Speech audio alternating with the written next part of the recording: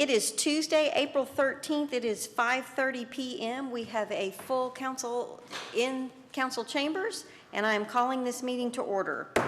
We will be going into executive session to discuss two items. The first item is item 2A. City Council shall convene into closed executive session pursuant to Texas Government Code sections 551.071 and 551.072 to seek the advice of legal counsel and to deliberate upon the acquisition of real property interest associated with the construction of wastewater treatment plant number 3 at 385 State Highway 304, Unit B, Bastrop, Texas 78602, and its collection systems, including all related agreements, authorizations, easements, resolutions, and associated legal actions. We will also be discussing item 2B. City Council shall convene into closed executive session pursuant to Texas Government Code 551.071 to seek the advice of legal counsel for a debriefing regarding the withdrawn matter of cause number D-1-GN-21-00128 Cox versus City of Bastrop in the 201st District Court of Travis County, Texas. It is 5:31 and we are in executive session.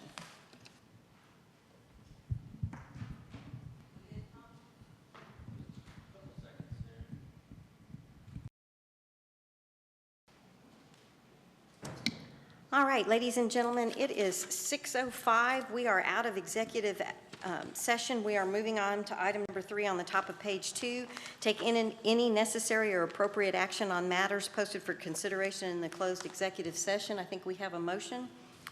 Yes, Madam Mayor. Mayor and Council, I move to approve resolution number R-2021-45, authorizing the city attorney to file proceedings in eminent domain to acquire interest in real property for the West Side Collection System from Reed and Cindy Sharp.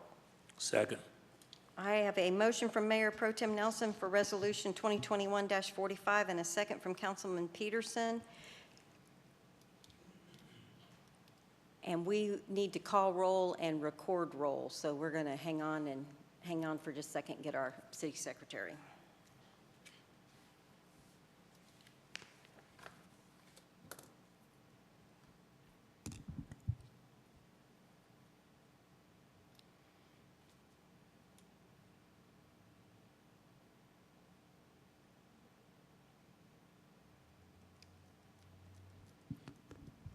I would call roll, but I think we record these, don't we? Yeah, and he's recording, so. If you like, I'll do it. Yeah, go which is ahead. fine. In favor of the motion? Mayor Pro Tem Nelson? Yes. Yes. Yes. Yes. Yes. Thank you, Council. That is a unanimous approval for R 2021-45. It is 6:07, and we are going to go into recess. We will be coming back to order at 6:30 for our regular meeting. Thank you, Council. We are in recess.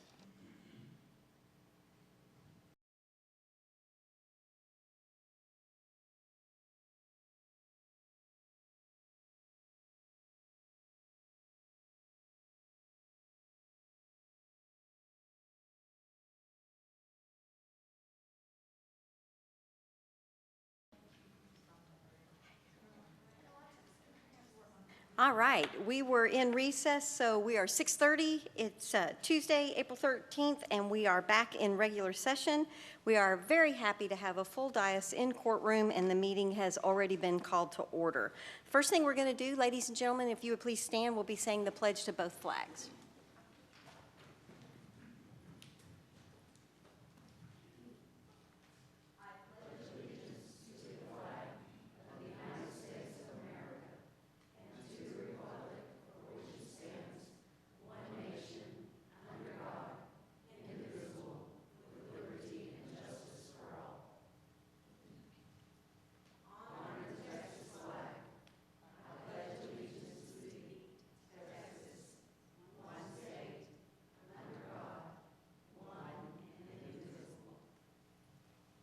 If you would please remain standing, Chaplain Cottle was going to do our invocation tonight, and he has been detained. And even though I made the suggestion that the chief have to come do it, and the city manager said I could do that, he has a look of terror on his face.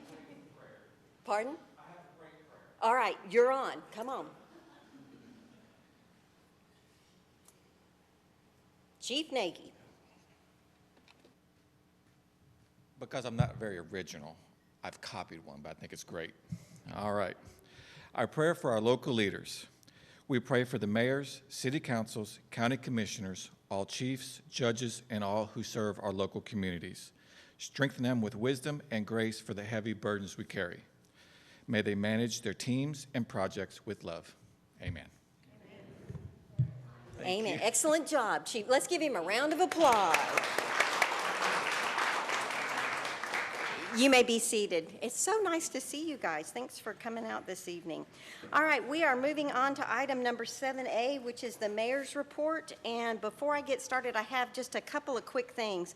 There is a sales tax holiday on April 24th through the 26th for emergency preparation supplies. It's the one time that you will hear myself and the chamber president not tell you to shop local because we're not getting sales tax anyway. So absolutely shop local to do business with folks, but you can save yourself the sales tax, and it is big things that cover things like portable generators all the way down to batteries. So that is, you can go to comptroller.texas and get some additional information on that, but that is across the state, and I wanted to bring that to everybody's attention. We've had a couple emergency things since we last had our council meeting.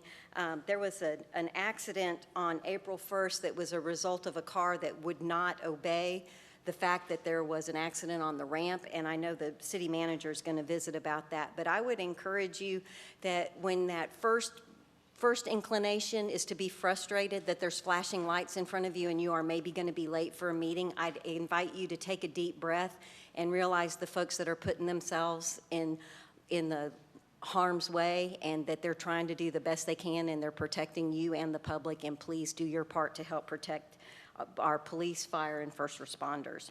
And then in the county, we had a fire Saturday afternoon, and just want to give a shout out. I think city manager may visit about that in his report a little bit later, but a shout out to Chief Rosales and our crews that participated in getting that out.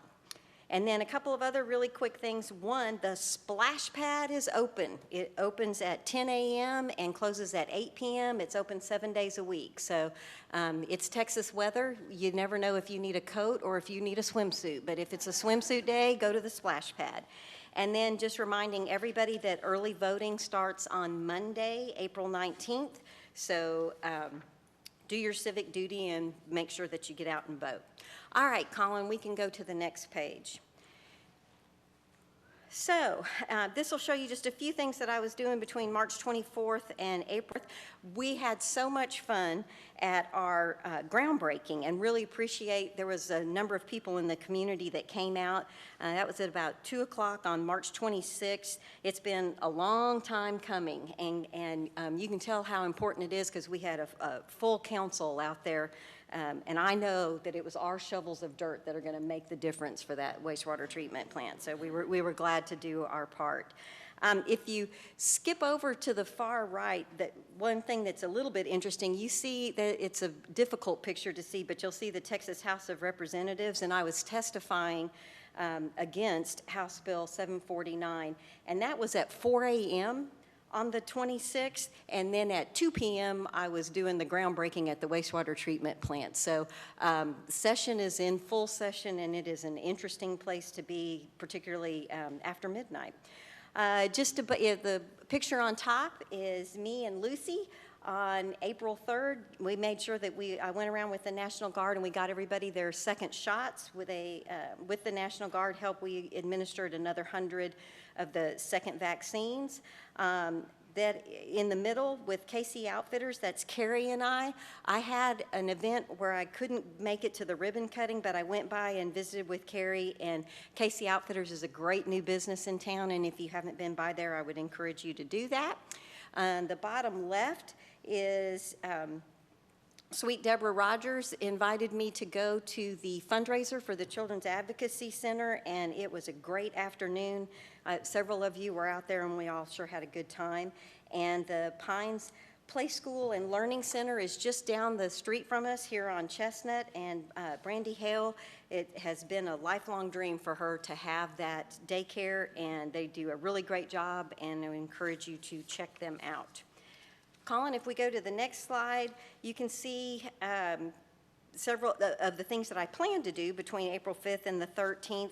I'd like to highlight that on April 6th, I was also back down at the Capitol and testified for against Senate Bill 10.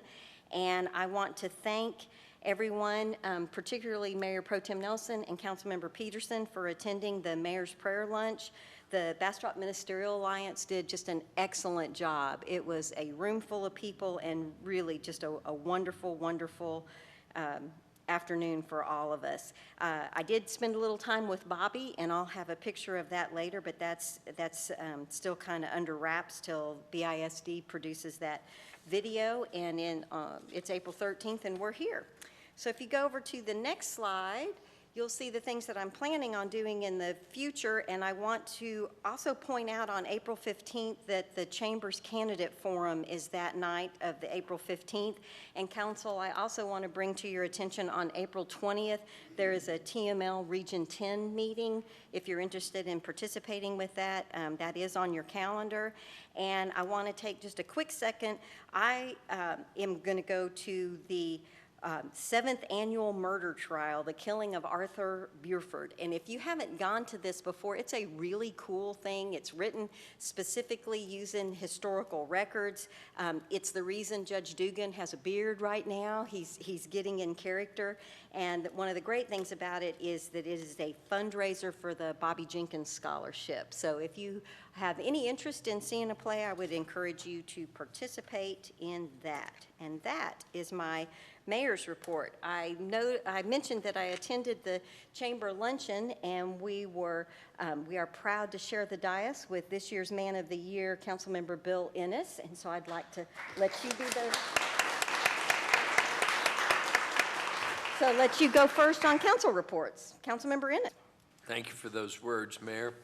The only thing I have to share is that on Tuesday at 10 o'clock in this room in the chambers, we will have our inaugural Cultural Arts Commission meeting to start off all of our work together. And I am very proud that we're going to finally get started. Excellent. I'm sure that'll be a great meeting. Councilmember Jackson. Well, I just want to say that I'm glad to be back in council chambers. As most of you know, I've been attending virtually, and I got the go-ahead from my doctor that I should go ahead and try to come out into the real world and be at the council meeting, so I'm here, and I'm really happy to do that. I'm looking forward to continuing with this, and I just wanted to, on a serious note, say just a quick prayer or just a moment of silence for our country because of all the things that are happening across the country right now. We're in some tragic times, and I think it's time that we just, reflect on that and think about it just for a second, if I may. So, thank you.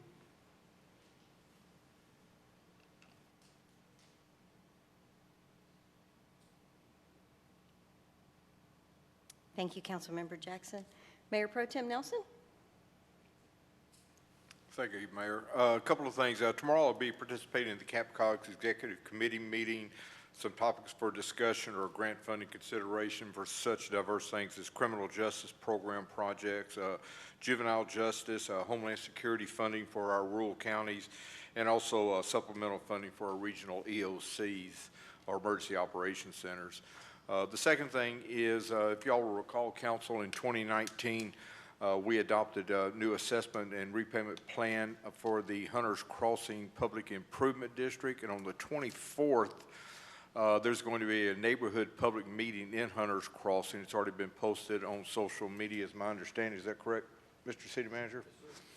And we're going to be discuss the upgraded maintenance program, most notably the fences, which is a great consideration for the neighborhood there in Hunters Crossing. So we're looking forward to it. Staff has worked really hard to put together a good packet that reflects cost savings, or optimum cost savings at the maximum remediation of those fences, which are in poor condition. So I thank y'all for that. That's it for me, Madam Mayor. Thank you, Mayor Pro Tem Nelson. Councilmember Rogers? Yes, Mayor. We'll be meeting tomorrow for the Main Street, and on their agenda, they'll be talking about parking times for the downtown area and some guidelines for the new sidewalk. So I'll report back next meeting on Main Street. Excellent. Thank you, Councilmember Rogers. Councilmember Peterson? Yes, thank you, Mayor. I just want to reiterate your comment on the mayor's prayer lunch. That was a well-put-together program. It's one of the best I've ever attended. It really was. They really did an excellent job. Did an excellent job on that program. Thank you so much for attending and your support. I truly appreciate it. All right, Council, we're moving on to item 7C, which is the City Manager's Report. Mr. Hoffman. Thank you, Mayor. So first thing is to let the council and the community know, as a reminder, that early voting for the municipal election, and there are other things on the ballot as well, begins on April 19th, runs through April 27th. There's information on the city website about polling places and times. We've got 2 council elections on the list, and one of those is contested. And the mayor mentioned Splash Pad is open. Hours of operation are 10 in the morning to 8 p.m. each day, and that'll run through September. I want to offer a couple of kudos to staff who have performed above and beyond on a couple of subjects these last few weeks. Council, I think you know Officer Amy Jordan with the police department. Amy wears multiple hats. One of those is property technician officer. And cleaning up and organizing our evidence and property room has been a priority for the police department and Chief Nagy for a couple of years now. Officer Jordan received the necessary training to take on that difficult assignment. It involved the organization of almost 11,000 separate pieces of evidence. There are some strict guidelines and best practices that need to be followed here. And as it says on the PowerPoint, and while she's not doing that, she is still catching roosters and reporting some good success on that. It is that time of year. Another kudo to fairly new officer, Jose Cedillo. He is one of the bright, fresh, young faces in the Bastrop Police Department. The stealing of catalytic converters that are part of an automobile's exhaust system has been an ongoing issue here in Bastrop and a tough problem to solve. Officer Cedillo caught someone in the act who made the mistake of trying to escape on foot and was safely and without harm to anyone apprehended by Officer Cedillo. And Chief Nagy pointed that out to me as well. And so we're happy to let folks know about the good work that continues to happen in the Bastrop Police Department.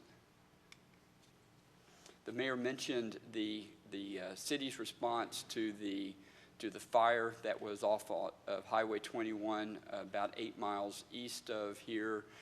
That was a significant event, a bit worrisome for a while. There were a lot of countywide assets that responded. Those of you who are paying attention to Facebook updates, the county did a great job of keeping folks informed.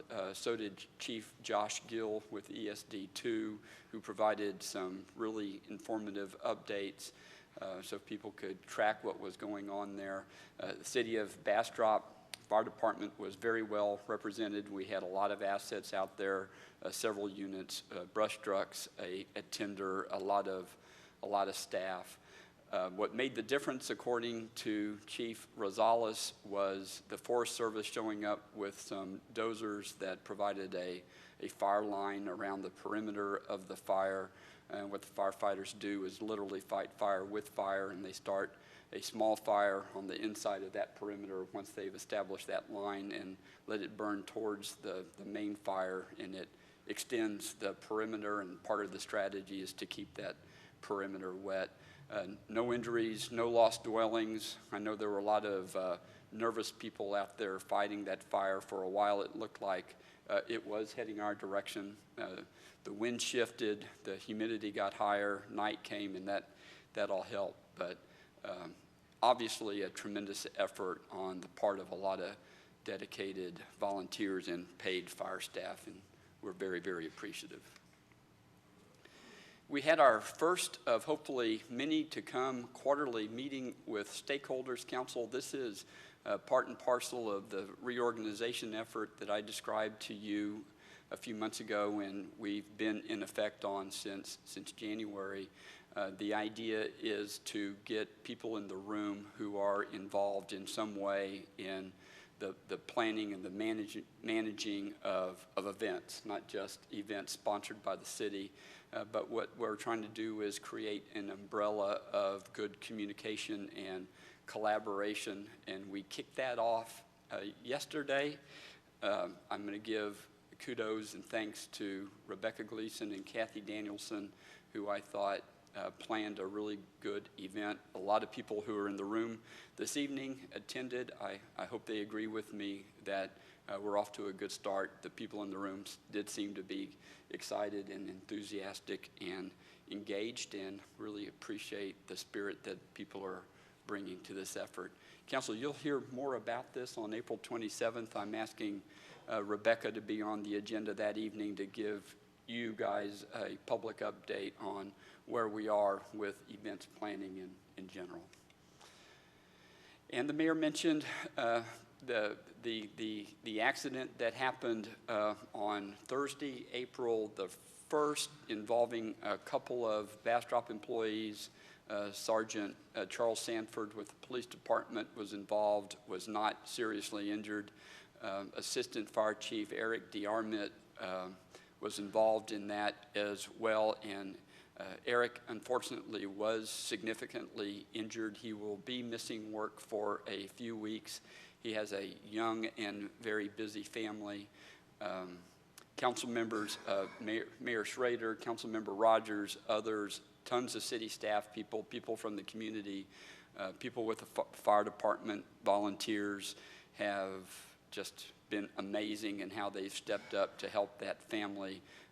And the family is pretty good on food for the next couple of weeks, but does appreciate the show of love and support.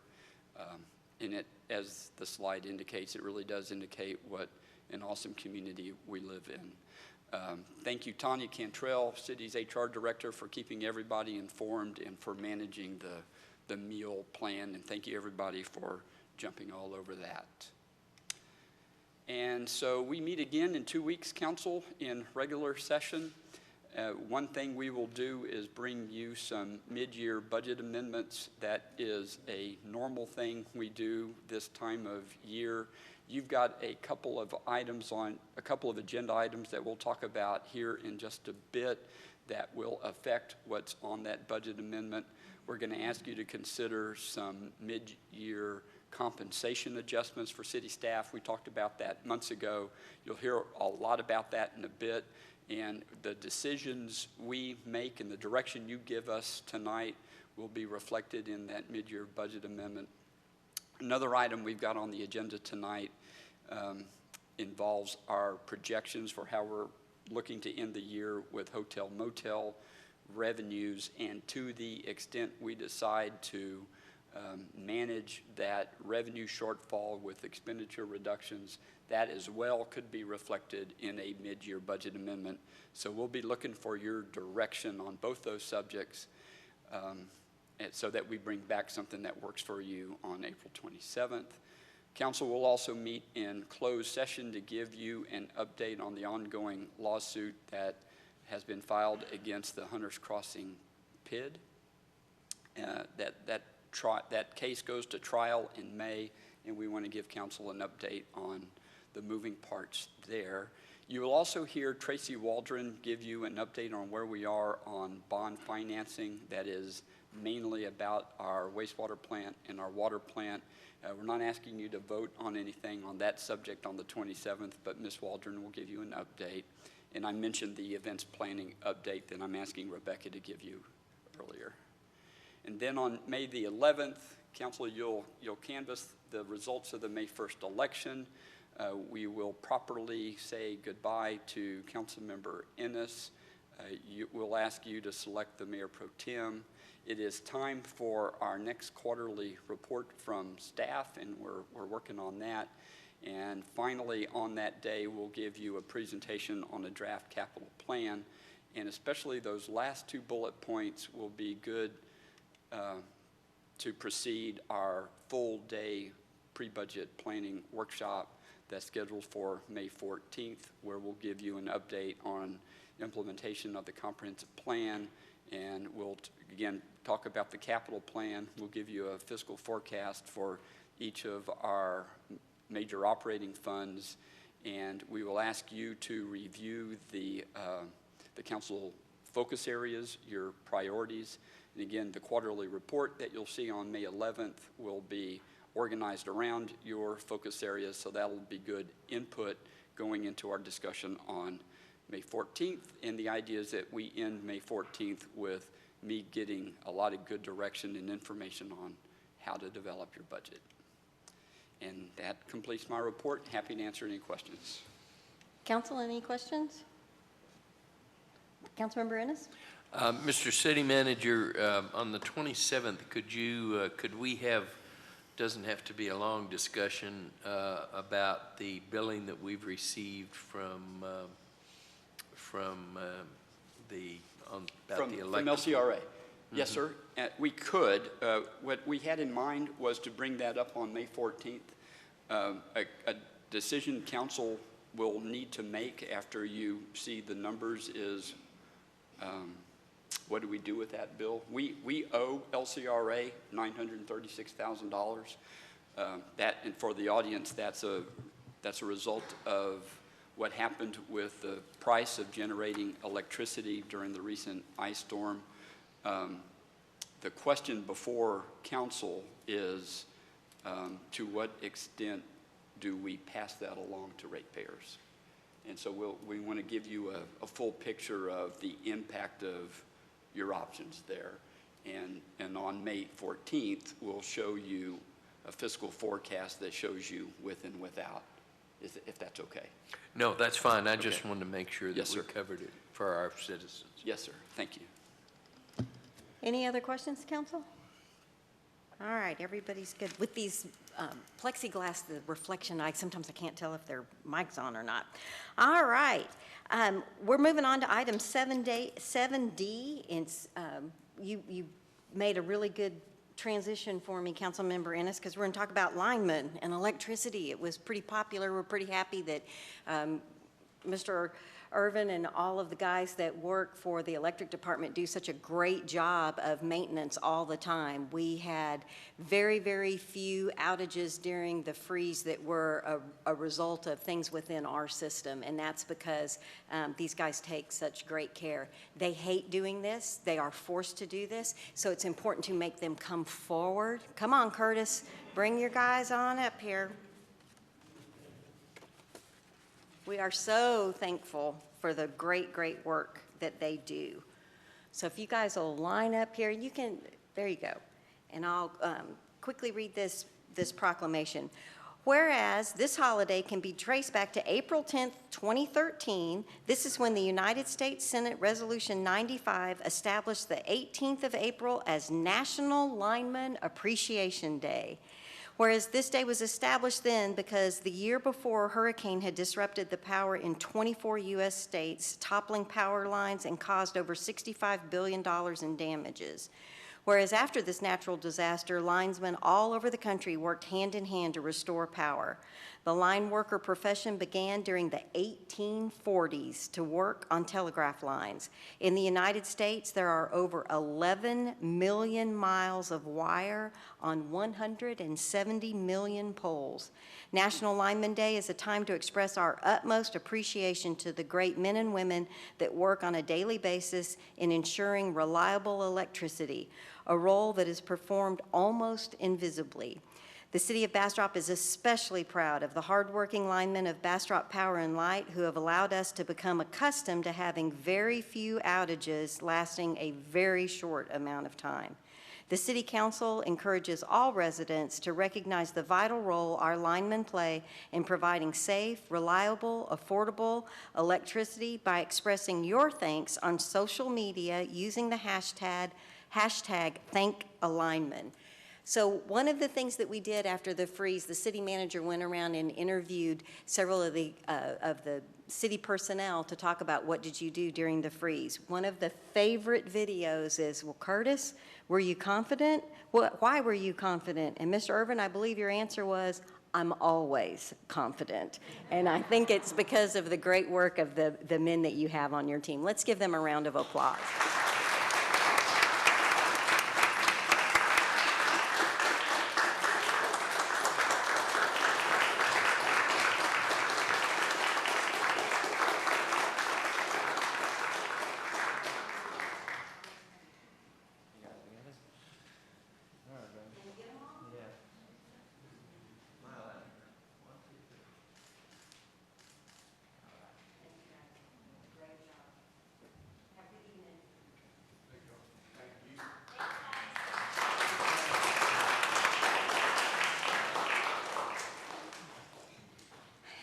And Colin, I talked to everybody, but not you and I. I'm going to give you a heads up. We're going to go to item 7E, and when I'm done with 7E, we're going to go to item 12B, so you can get ready for that. All right, Council, we are moving on to item 7E, receive presentation on the temporary disaster exemption for disaster declaration by Fawn Collins, Chief Appraiser with the Bastrop Central Appraisal District. Hey, Fawn, come on up. So there is a PowerPoint. I'm not sure how this.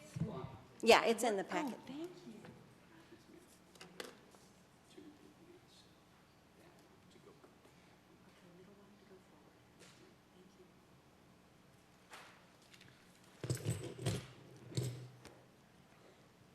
And if you're reading along at home, if you'll go to looks like page 20, you'll be able to follow along the PowerPoint as well. Yes, ma'am. Oh, great. So do I key it up or? Okay, I'm good to go. Okay, thank you. So yes, thank you, Mayor Schroeder and members. I'm here. Tracy has asked me to give a little presentation. This is a PowerPoint on the temporary disaster exemption on tax, and the potential impact on the tax base for local taxing authorities. And you, as the City of Bastrop, are a local taxing authority. So we just got done talking about Winter Storm Uri. We're still talking about Winter Storm Uri that occurred February 10th through the 17th of this year. And great, what an awesome for the City of Bastrop. And how you guys were able to handle this.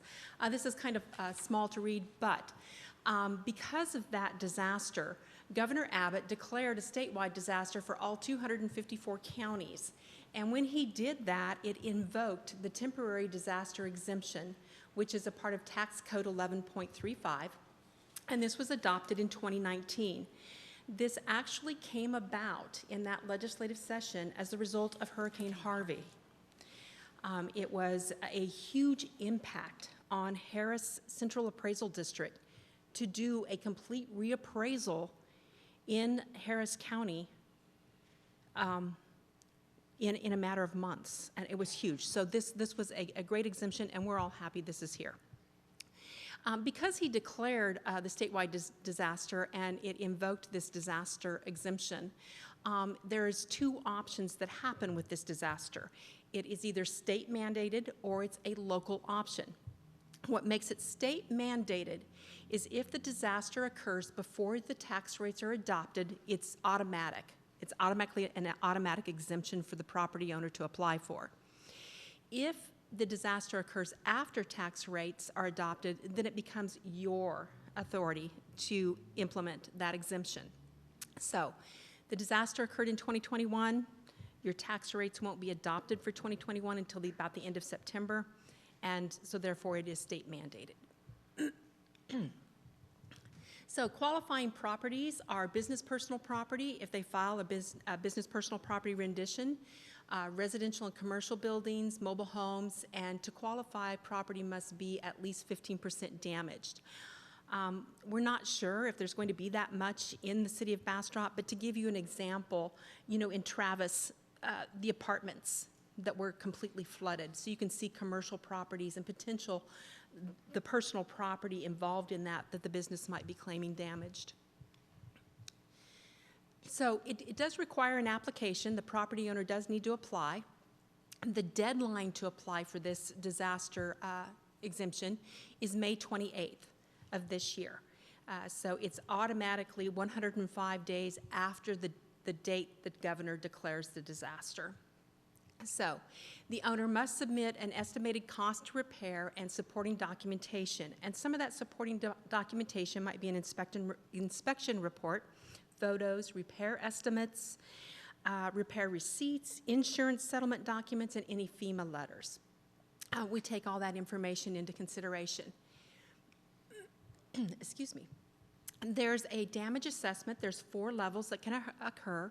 There's level 1, which is 15%. So if you're between 15 and 30% damaged, you get a 15% rating. There's level 2 at 30%. Level 3 is 60%, and then level 4 is 100% when the structure is totally lost.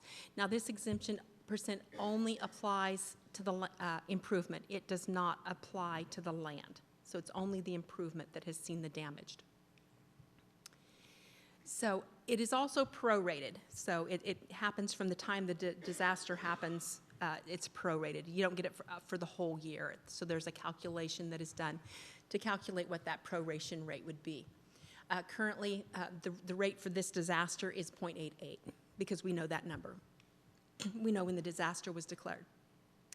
Types of damage are going to be frozen pipes and flooding, fixtures and mechanical failures, roof damage from the snow weight, and business equipment and inventory, and any business vehicle damage from accidents. So this is a very brief, simple calculation. So we have our improvement value at $230,000 in this sample. The damage cost estimates are at $46,000, and that equates to 20% of the improved value. So they automatically would get a damage assessment level of 1, so they would qualify for the 15%. Then we have to, the proration rating at 88%. So $34,500 is 15% of the improvement value of the 230.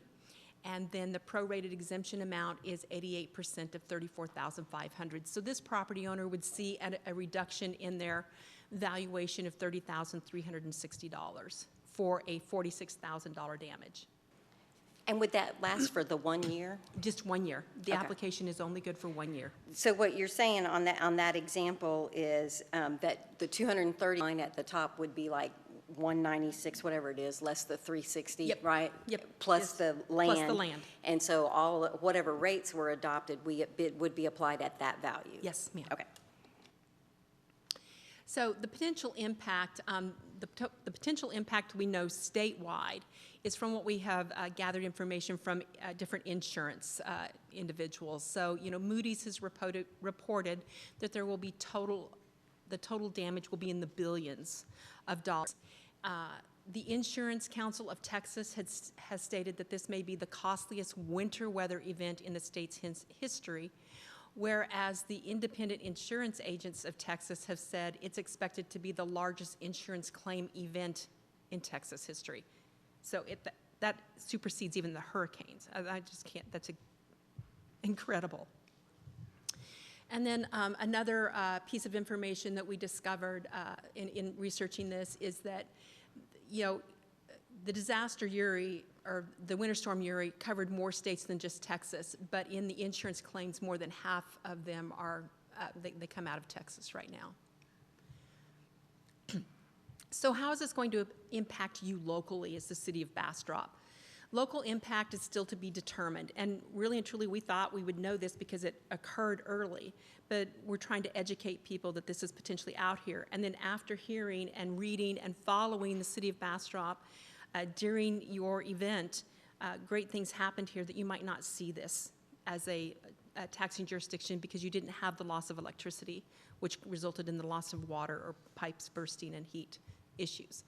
But we're still it's still to be determined and discovered. The application deadline is May 28th.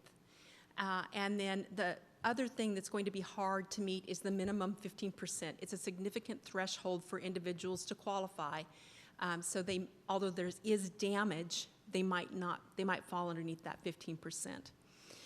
The other thing we have to consider as a potential impact to local authorities is the interpretation of law. The law specifically says that a level 1 damage assessment is 15%, but less than 30%, and it means that the property was minimally damaged. But with that, you have individuals that interpret the law, property owners and tax agents, and they can protest a denial of an ag exemption, or we're not talking ag, we're talking the disaster exemptions. They can protest that exemption, and if the Appraisal Review Board grants that, that could significantly impact authorities because they interpret the law different. We are still determining this, and unfortunately, or fortunately, our invitations to come meet with us during this time of year go out the 16th on Friday, your notices of appraised value, so that you can make an appointment to come visit us. Those go out, and we might discover more because people will be bringing up and commenting on potential damage that they received during the disaster. We are going to encourage them to apply.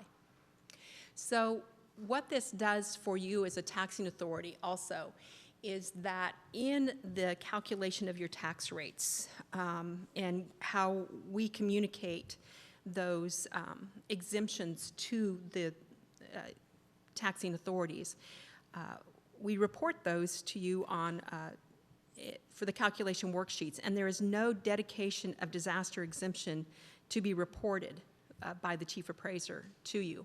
But we are tracking these. We will track them and we will report them to Tracy so that she has those numbers. But we also, you want to know and be aware that because of the disaster, it does invoke other provisions of the tax rate calculation affecting M&O and voter approval tax rates. And we recommend, of course, you contact your attorney and you rely on Tracy for that. And I probably will not speak very much on those topics because it can get complicated on calculating those tax rates. So, and that's what this slide is about. It talks about you as the city. You were affected by a disaster declaration, and it talks about the voter approval tax rate calculation and how you can calculate it as a special taxing unit, and it can also carry, I believe, more than 1 year. You're not a school district, and so you don't need that slide, and you're not a water district, so you don't need that slide, and the next slide is if you had any questions. If you don't have any questions, we just encourage you, please, if you let property owners know if they're talking about damage, please let them know that it is out there on our website. We encourage them to apply. It's a great opportunity for them to. Councilmember Jackson? I just had one question. I know you said specifically about land as far as the value and everything. Does that include landscaping or any shrubs and trees and things like that? None of that's... No, it's just to the improvement. I know that is improvement to your land. I know, and it costs pretty dearly, but it's the actual structure itself and any damage, the structure, what you live in or what is utilized in a commercial endeavor is damaged. Yes, sir. Mayor Pro Tem Nelson? I was just wondering how property tax exemptions, when they figure out the value of the property, are they going from the exempted cost, or is it from the cost of the appraised value of the property? It's from the value that was assigned to the property for 2021, the improvement value, less the value that they're telling us would cost to improve, gives us the percentage amount. So it would be, so the deduction, the exemption would be taken off the value the district has assigned to that improvement. Okay, thank you. Okay. And one question that I have is, you have a big deadline coming up end of July for us, right? When we get the certified, do you think, are you guys going to have any problems making that deadline? No, we will not. great answer. All right, council, any other questions? City manager, any questions? Thank you so much. Thank And you. we We will appreciate make sure, and we'll absolutely, I know the city manager will have Assistant City Manager Gleason make sure that we're publicizing and that folks are aware of the deadline, because we certainly want people to get everything that they're Please, yes. able to get. We thank So, you. Thank you very much. Thanks for coming this evening. Okay, as promised, we are going to be moving to item 12B. Colin, can we do that? I'll be reading it while you're pulling it up. Item 12B, hold public hearing and consider action to approve resolution number R 2021-34 of the City Council of the City of Bastrop, Texas, granting a variance to the Bastrop Code of Ordinances, Article 4.02.005, sale of alcoholic beverages, separation requirements from church, public or private school, or public hospital on property located at 924 Main Street within the city limits of Bastrop, Texas, as shown in Exhibit A, within the city limits of Bastrop, Texas, establishing an effective date. Ms. Land. Good evening. All right, the location requesting this variance is 924 Main Street. This will be CC Wine and Company, formerly known as Cripple Creek Wine and Gifts. All right, the Bastrop Code of Ordinances requires 300 feet of separation between schools and a premise serving alcohol. And schools are measured in a direct line from property line to property line, which is different than distances measured to other entities. This location is within 300 feet of the Calvary Episcopal School property, and City Council does have the authority to grant variances to that separation requirement. There is an image showing you the distances between the two properties. As you can see, it's not very far. Approval considerations for this location. It is downtown where we have other alcohol sales. This is a business expansion. They are moving 2 doors down from their current location into a larger structure. And it is, like I said, an existing downtown business just trying to grow.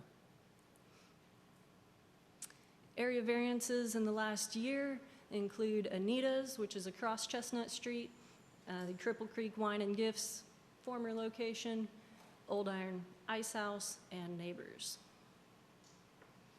We have received no comments. Any questions?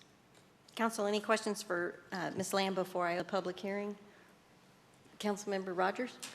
Just so I understand, and I'm not a big alcohol, they'll have the same permit they're using now, just in a different location? Yes, ma'am. Okay, just want to make sure. That's what I read it. I just want to make sure. Thanks. All right, I'm officially opening the public hearing. Madam Secretary, do we have anyone signed up for the public hearing? No, Mayor. I'm officially closing the public hearing. Move to approve. I have a motion to approve from Councilmember Ennis. Second. And a second from Councilmember Rogers. Is there any further discussion? Madam Secretary, if you'll call the roll. Councilmember Ennis? Yes. Councilmember Rogers? Yes. Councilmember Jackson? Yes. Mayor Pro Tem Nelson? Yes. Councilmember Peterson? Yes. Motion passes unanimously. Congratulations. All right, we are going back. Yeah, let's have a round of applause for expanding businesses in Bastrop. I told them, like, ooh, it's a night of presentations, and then I said, well, I'll pull them forward because I know they've had a hard day. All right, council, we're going back to the regular order of business, which brings us to item 9A, receive presentation on the comprehensive employment classification and compensation study, including the list and schedule of city holidays, and provide direction as appropriate. And City Manager, you were going to kick this off, or we're going straight to Tanya? You go straight to Tom. All right. Ms. Cantrell, it's yours. Okay, good evening, Mayor, council members, city manager. It's my pleasure to present our comprehensive employee classification and compensation study to you tonight. A lot of work has gone into this, and every employee has been involved. We selected public sector personnel consultants known as PSPC. Matt Weatherly, our consultant, is here with us tonight. But as I said, all of the employees have been involved. There's an extensive job analysis questionnaire that's filled out by every position. We updated all of the job descriptions throughout this process, and the employees in the field, Matt's team worked diligently with them because they don't do technology, so they all worked in groups together to get that completed and submitted. And so again, a lot of work's gone into it, so we're super excited to be at the final stages of this. As you all know, the last study was completed in 2015 for the 2016 fiscal year budget. It's recommended that you do this every 3 to 5 years, so here we are. Matt is here with us tonight, and he has been the owner and the president of PSPC since 2006.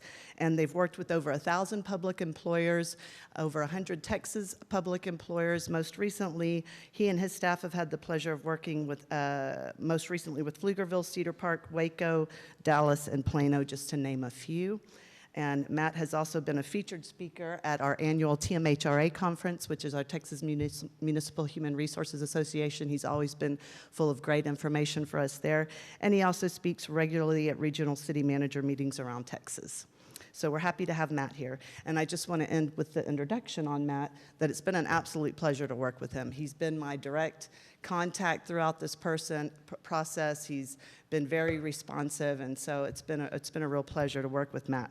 But before I turn it over to him, he's going to give you the meat and potatoes of all of this data that's been gathered, and it's a lot of data. I'm going to give you the recommendations that we want to move forward for this fiscal budget and also for the next fiscal budget. So recommendations for fiscal 2021 is to provide a mid-year adjustment of 2% to the pay scale and salaries. Estimated cost is $76,000.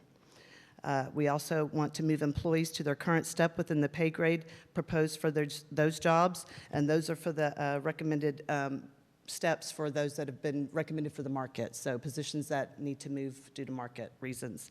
And that estimated cost is $200,000. And 44 out of our 100 positions have been recommended for market movement, just to give you a number on that. Please note with these market movements that if an employee is at pay grade 30 or above, they're going to not move to the same pay step that they're in. They're going to move just above to where their current salary is.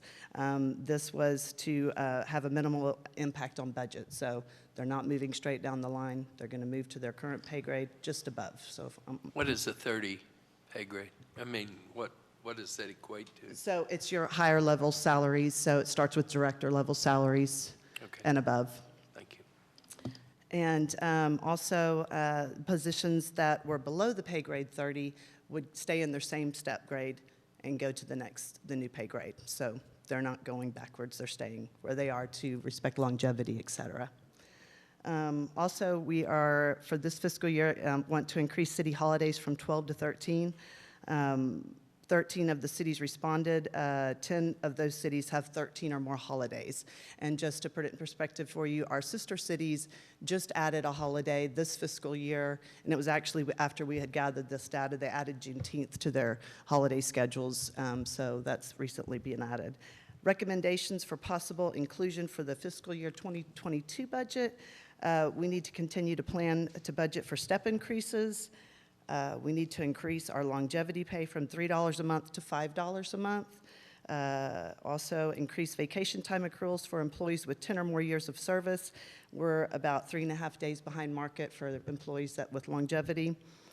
We need to do firefighter certification pay. We're going to recommend increasing our certification pay for our police officers.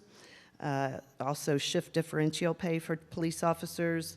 And the retention bonus that we currently do for our police officers will remain the same, but how we distribute that money and when will change. But there won't be any increase in value of that.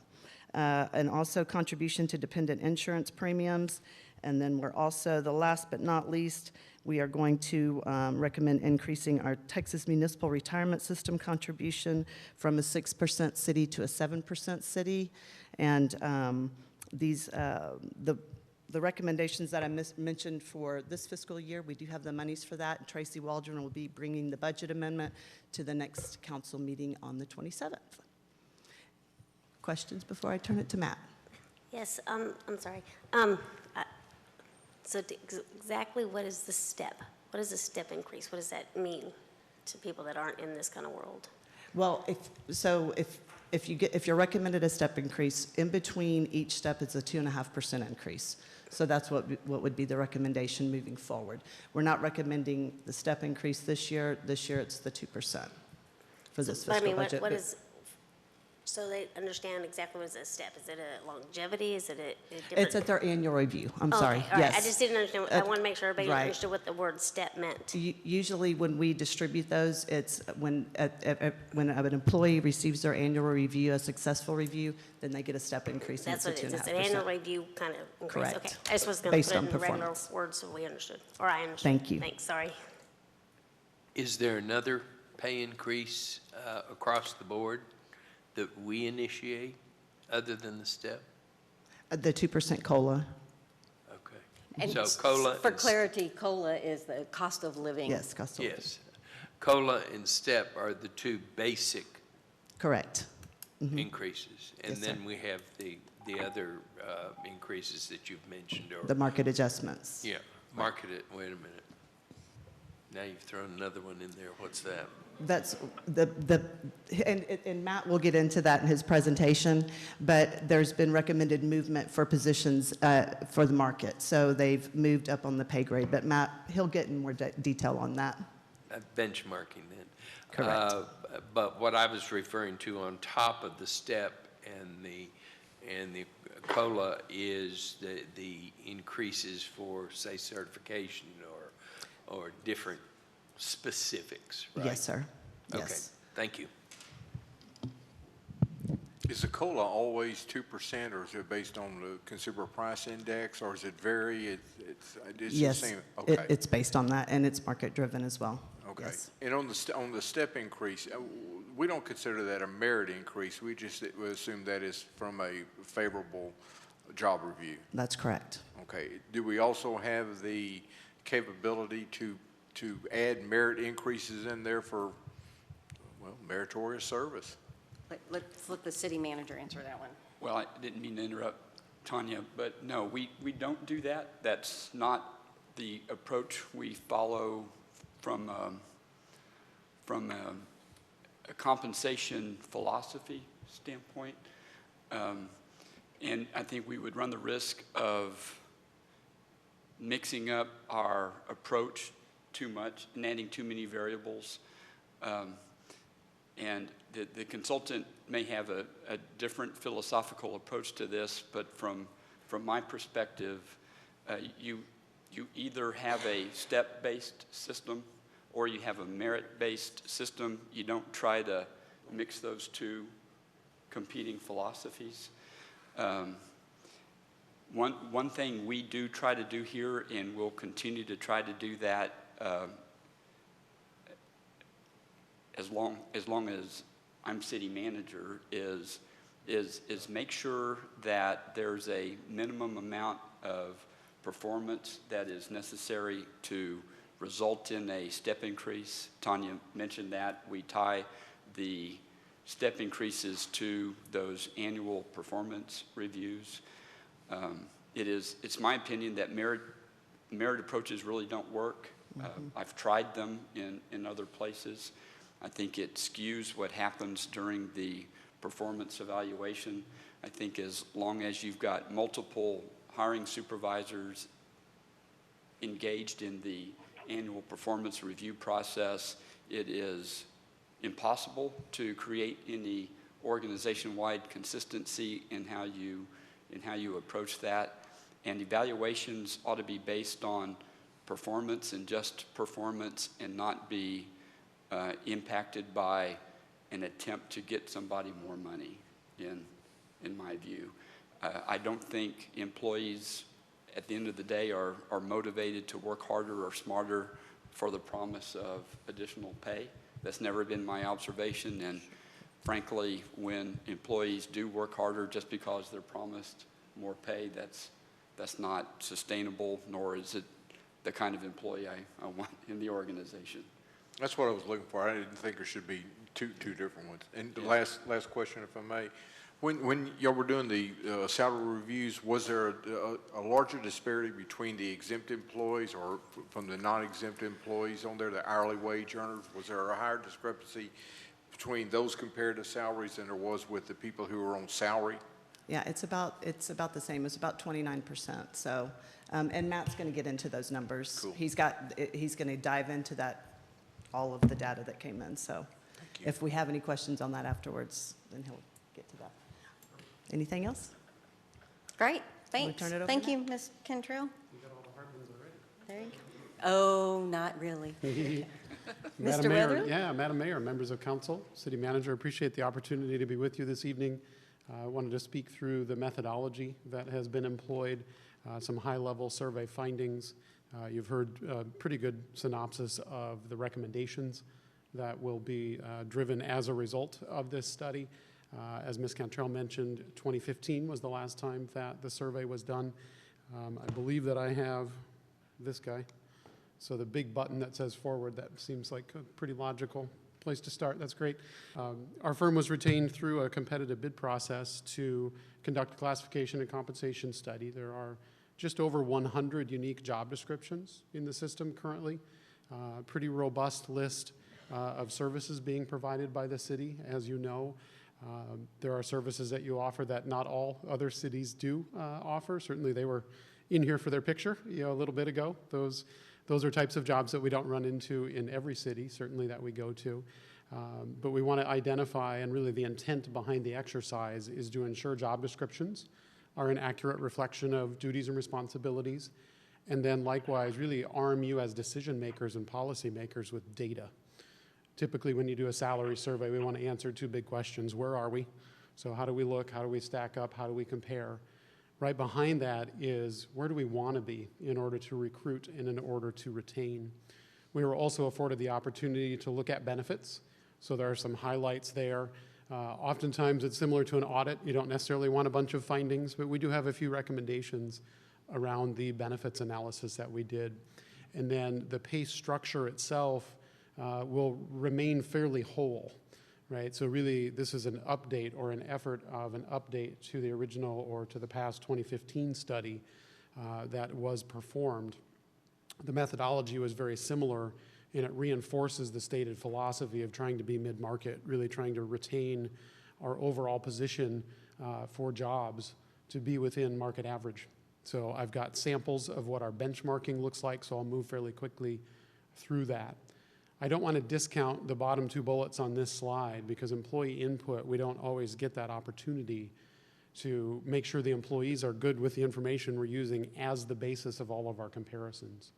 They did great work in filling out job questionnaires so that job descriptions could be updated.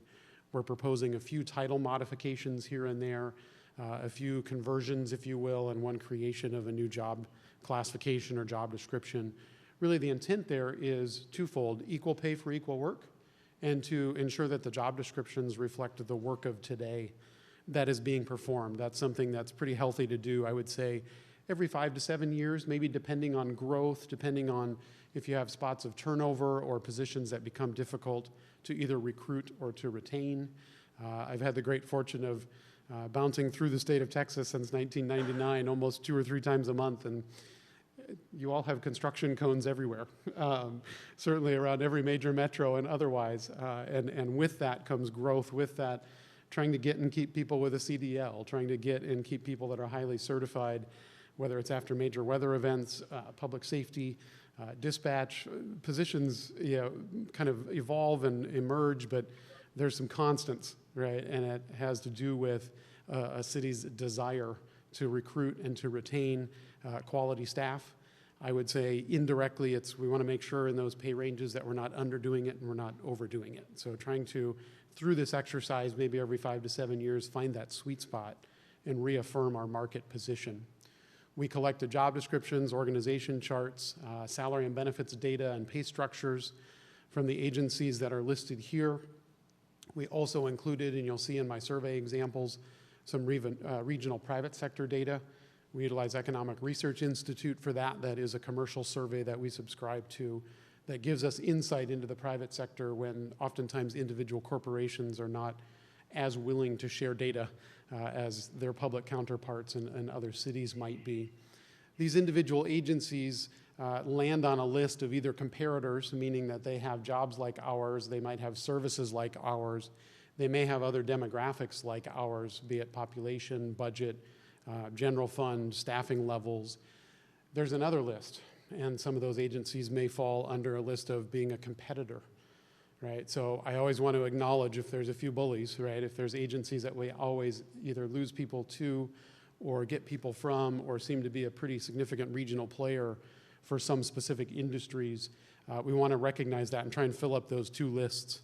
The key thing is we have enough data, we can afford a few outliers here and there, as well as kind of reinforce that none of the numbers that we come back with back you into a corner.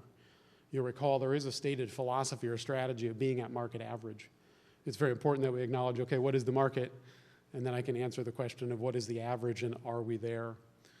Our second eye exam for the evening, based on the prior presentation, I've got some small font, I guess, too. It always seems big when I build it out, but this is an example of a benchmark job. We were able to survey just over 80 of the city's classifications, so about 80% of the jobs we were able to survey and compare out in the market, where we had enough statistical confidence in the data that we can answer that first question of how are we doing, how do we look, and how do we stack up.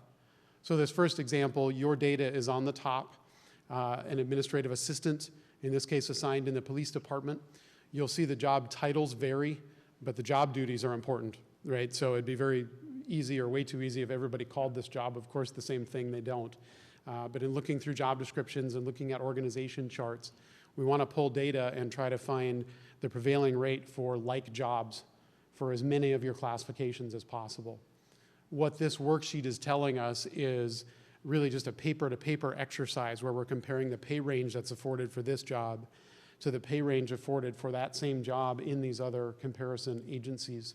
So in this particular case, at midpoint, we're falling more than 5% behind market, right? So we want to use that data to inform the second question of where do we want to be.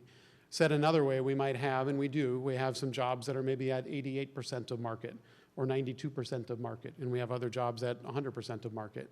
The goal, I think, is to try and get everybody at 100% or right around those market averages, which is why it doesn't necessarily mean the same thing for everybody. And in just kind of listening to the introduction and some of your questions, you're asking very keen questions because really it's a paper exercise, the first maybe 90% of what we'll discuss this evening as far as my presentation. But when it becomes a people exercise, we start talking about step adjustments, we start talking about cost of living adjustments. Really, to get there, we want to ensure that the goalposts that we're administering those salaries to individuals are consistent and they're competitive and they're where we want them to be, maybe give or take 5%. Another survey example, customer service specialist, somebody that's working in utility billing, a little bit of back of house, a little bit of direct customer contact through bill and revenue receipt. This is another example where we have both public sector and private sector data. We look pretty good at midpoint for this position. There are steps, and so back to kind of the steps question, every pay range has steps going left to right where individuals have the opportunity to move through that scale.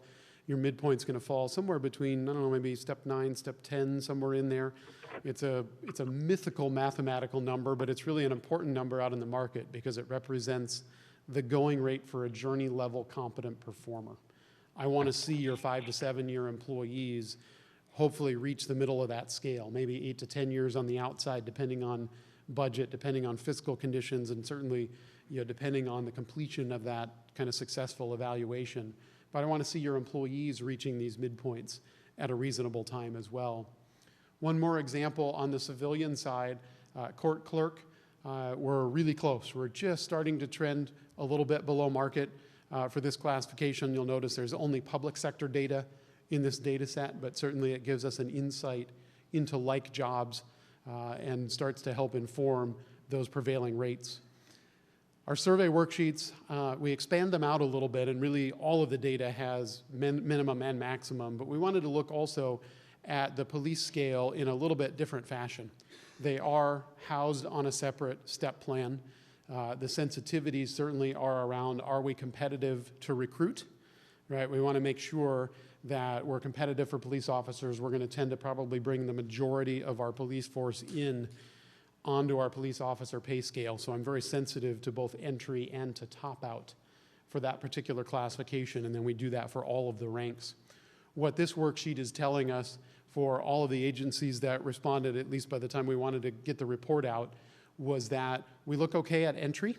We're starting to trend a little bit low at top out. And so we're proposing some modifications to that step scale for police officer, for police sergeant, for lieutenant, for a couple of the ranks, to really kind of make fit back into that plus or minus 5%. Now what that looks like without damaging promotional opportunities, the command levels, is to perhaps add some steps to the end of one pay scale or pay rank, maybe to take away some steps for some of those command staff, and that brings us back into a market average. So you'll see at summary, as I mentioned, about 80 different jobs that we were able to survey. If we use plus or minus 5% to define competitive, the city has done a fantastic job of maintaining its market position in just kind of that sweet spot, like I mentioned. About 70% of the survey sample looked pretty good. Okay, 30% of the positions started to fall a little bit more than 5% behind market. What that triggers is movement on the pay table. We might have some jobs that are currently in a pay grade 4, but market says, you know what, that could move to a pay grade 5, and now we're not 5% behind, or we're not 8% behind. So the analysis and the application of the market data really helps us redo that math so my average variances come back in to market. We only had a few positions that were surveying more than plus 5% ahead. We're not proposing that anybody go backwards, but those will be held the line now until the market catches up. If those individuals are still step eligible, perfect, right? But that way we're going to get all of our positions kind of back into a market position. You'll notice our variances on the police ranks. We were starting to fall a little bit low at the starting value for sergeant and for lieutenant, as well as the top out for those ranks. So we're proposing some adjustments to that pay scale accordingly. Can I ask you a question, Yes. please, on that slide, on that Yes. particular slide? One of the things that you said was that your goal is a 5 to 7 year employee would be at that average. Yeah, kind of at that midpoint, it's about step 9, step 10, maybe somewhere in there. So how do you address that with, so I'm proposing that perhaps of the 26 job cases where it's behind, if somebody's an entry-level person, you're saying you wouldn't expect them to be at the midpoint yet anyway. That's correct. But let's say they are on step 1, but we move their grade. They'd be on step 1 in the new scale. Right. And then they would remain eligible for those step increases over time. But so you're wanting them to be less than 5% below? Like what's the span from the first step to the last step within a grade? Yeah, so the first step to last step within a grade is about a 40% range width, which is very, very common. Okay. So I don't want to mix metaphors because I have a tendency to do that. Paper, I want your pay grades to be within 5% of market at midpoint. So I want your step 9 or 10 to be right around the average of that market. The individuals then can fall in there based on, I would say, entry, journey, maybe senior, right? Okay. So when I lay that over top of payroll, I am interested in how long they've been in their position. You could go looking for sore thumbs. We didn't in this case, because below grade 30, we want to try and at least maintain step rights, I'll call that. So if I've gained step 3, but my grade moves, I'm going to stay on step 3 in that new grade. That way there's still room for a new hire. So I just want to avoid compression Yes. because if I've been here for 5 years and I made it to the midpoint Yes. because I've worked hard and I've been here for 5 years, and then someone who started last week and they step to the middle, Right. I'm not a happy camper. Yeah, I don't want to move that cheese either. I totally agree, and we've prevented that, Okay. right? So with those step rights, we've prevented that. People will move on your scale to move down, right, effectively. So if I'm moving you from a grade 4 to a grade 5 to a grade 6, you're going to stay in that lane where your step is, and that way there is still room for new hires. So if somebody was on step 2 and somebody else was on 7, that will remain, right? We don't have as much compression concern at that director level. And so there'll be some instances where they might fall back a step or 2 just to kind of get to the next near step. So if But I'm then an we've got- employee of the city of Bastrop, I should not expect that, should council approve this, that I'm automatically going to be right at the midpoint Correct. of the grade. Correct. Okay. Very well said. Very, very important, I think, to clear that up. That's a great point. A few more slides on the benefits survey. We looked at who contributes what for health insurance. We looked at paid time off. We looked at pension contributions, Tongue-in-cheek, we didn't ask any of the survey cities what they offer that they wish they didn't offer, because that's a constant struggle. I think as the economy has ebbed and flowed, and certainly in our travels, every state is a little bit different. Who pays for what for pension? Who pays for what for health insurance? Yeah, cost sharing was a huge push from about 09 to 12 in a lot of places, I would say, west of here. In my travels, we do a lot of work in California. We do a lot of work up in the Pacific Northwest and kind of around the Rocky Mountain states. And that was the big thing was, now the employee has to pay for their dependent health insurance. Currently, the city of Bastrop pays for the employee's health insurance, but not family and dependent. There's a good number of comparison agencies that do offer some premium allowance for your dependents. In our travels, that tends to attract career people instead of job people, but it's really hard to meet people where they're at. If I'm 25 and I have rent and a truck payment and diapers, maybe the light bulb hasn't come on yet for insurance and for benefits and those types of things. However, at some point, it will, right? You get a little white under the goatee and those types of things, you start to realize those benefits start to matter. Out of pocket and take home starts to matter. A good number of the survey agencies are 14 in 7 cities, which means the 2-to-1 contribution holds, but the benefit is a little bit richer and the cost is a little bit more expensive for pension. That was a topic, I think, in 2015 as well. The paid time off, Ms. Cantrell mentioned that. The vacation and number of holidays are slightly below market practices. All of that data is in probably exceptionally fine print in our appendix to our report. Some of the certification pays and some of the longevity pay opportunities are trending a little bit low as well. So there's areas that are maybe not direct cash compensation, but that we wanted to take a look at and identify where there were some opportunities from a total compensation perspective. Not to sacrifice one for the other and really not to overdo one because of the other, but to find this really nice balance of maintaining salaries at market average as well as taking into consideration the benefits and the total comp. Just so that you know, and I think for your own edification, the last 18 months I've been terrible at prognosticating what everybody's going to do with their pay structures and with their salaries. But being post-10-1 of at least 2020, we had the opportunity to at least engage these survey cities in what did you do on 10-1, if anything? Did you move structures? Did you move people? Did you do both? On average, about 2.3% for civilian movement, a little bit better than 3% for public safety movement. Some of those, and it's really strong language and it really shouldn't be, but some of those contractual obligations of providing those 5% step adjustments, you don't have 5%, but in some of the public safety settings that we come across, those step increases bring that percentage up a little bit. But I'm confident to say that an overall adjustment, certainly that 2% adjustment to the scale remains appropriate. I think that also speaks to that 70-30 to the good that we're seeing maybe since 2015. You have not adjusted the scale every single year.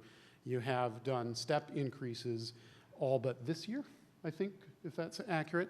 So certainly I want to be cognizant of what's going on out in the market so that when your budget allows it, it is appropriate and you're away from bad spending. So it's good to see some growth to the scale. It's good to see when we do look at market that there are positions that need to move around, but certainly don't wait 10 years, I guess I would say.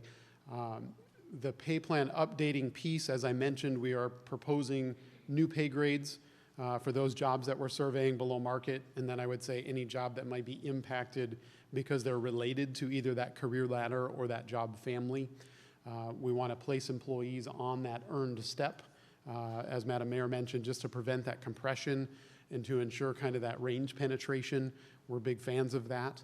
And I believe that staff will come back in a couple of weeks with proposed budget amendment, that 2% adjustment to the scale, if performed, has a mid-year cost or a 6-month cost of that $76,000 number.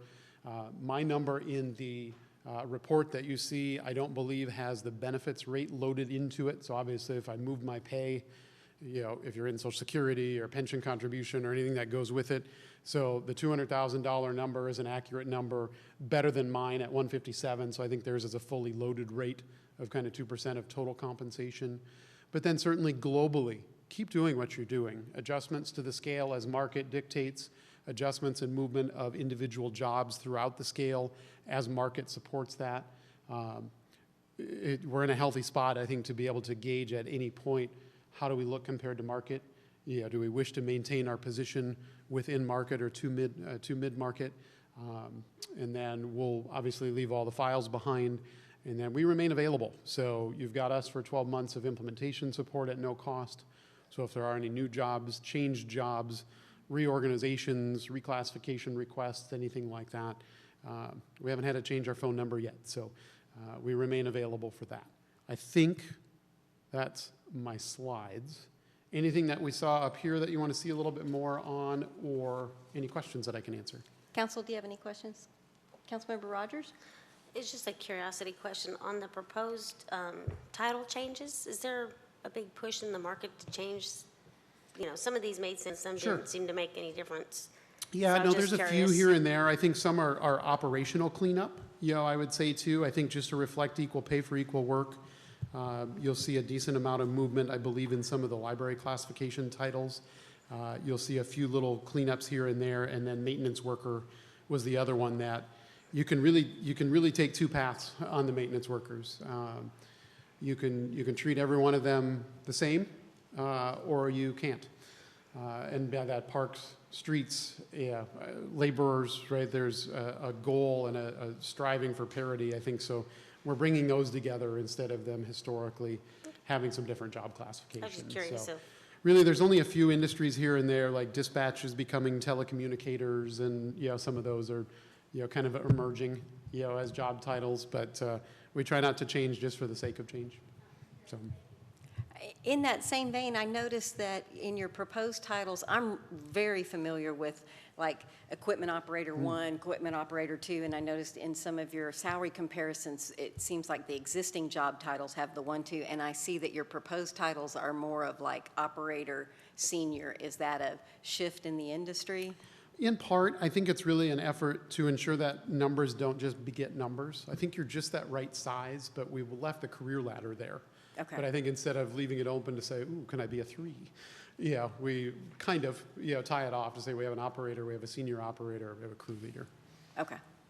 Is the intent of that, or one of the intent of that, to allow for lateral movement within the same job classification, so you're not having to have excessive job classifications? I think in part, to avoid maybe internal competition, a little bit, but then certainly too, to ensure that there is indeed a career path there as far as the operator to senior. That piece of it is very, very common, I think, out in the market and reflective of some of those discernible differences.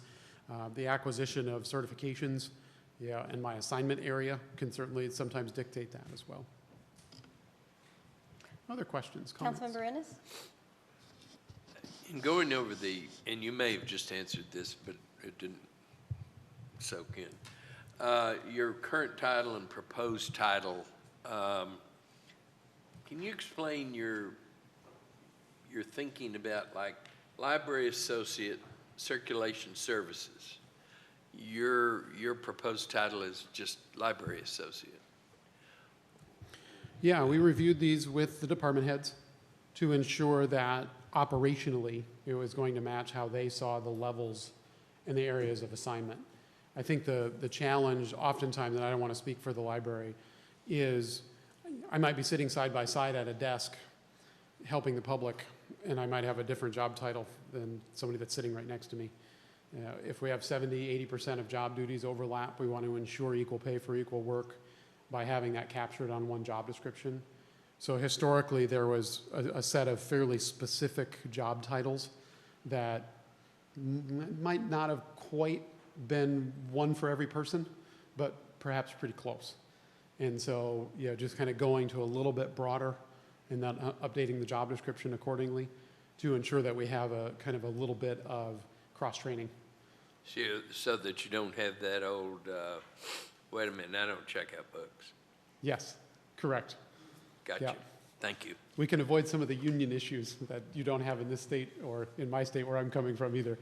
In other places, it's you guys are sitting next to each other, but you're not paid to do that, you're paid to do that, even though. Yeah, like, I got you. No, get in this line, not that one, yeah. I So, understand. A little bit of Thank that, possibly. Thank you. You bet. It wasn't just that Ms. Cantrell wanted fewer job descriptions to keep up with? That wasn't the whole I, motivation? I'm going to occasionally vote for that, I think, as well, as long as it's a good deal for the employees, but. Yeah. Council, any other questions for the information that's presented? It's a ton of information. There's a lot more information. If you're at home or in the audience and you want to look into more of this, there's additional information that's included in the packet. The job description, the current title and proposed title happens to be on page 65 of the packet. So yes, we are looking at some information that he didn't show in his PowerPoint, but it is certainly available. Mr. Weatherly, one of the things I noticed was that there was only, to the best of my count, and it's kind of hard to count the cities on the benefits because not everybody answered. Right. But I got somewhere fairly close to 15. It looks like there was only 2 that make an HSA donation. And I think there was a time when industry was pushing that. And do you have any comments on HSA contributions? Yeah, I think I'm surprised that it wasn't a little bit more prevalent. You know, to be honest, I think the advent of a high-cost plan and a low-cost plan, you know, has moved in that direction globally.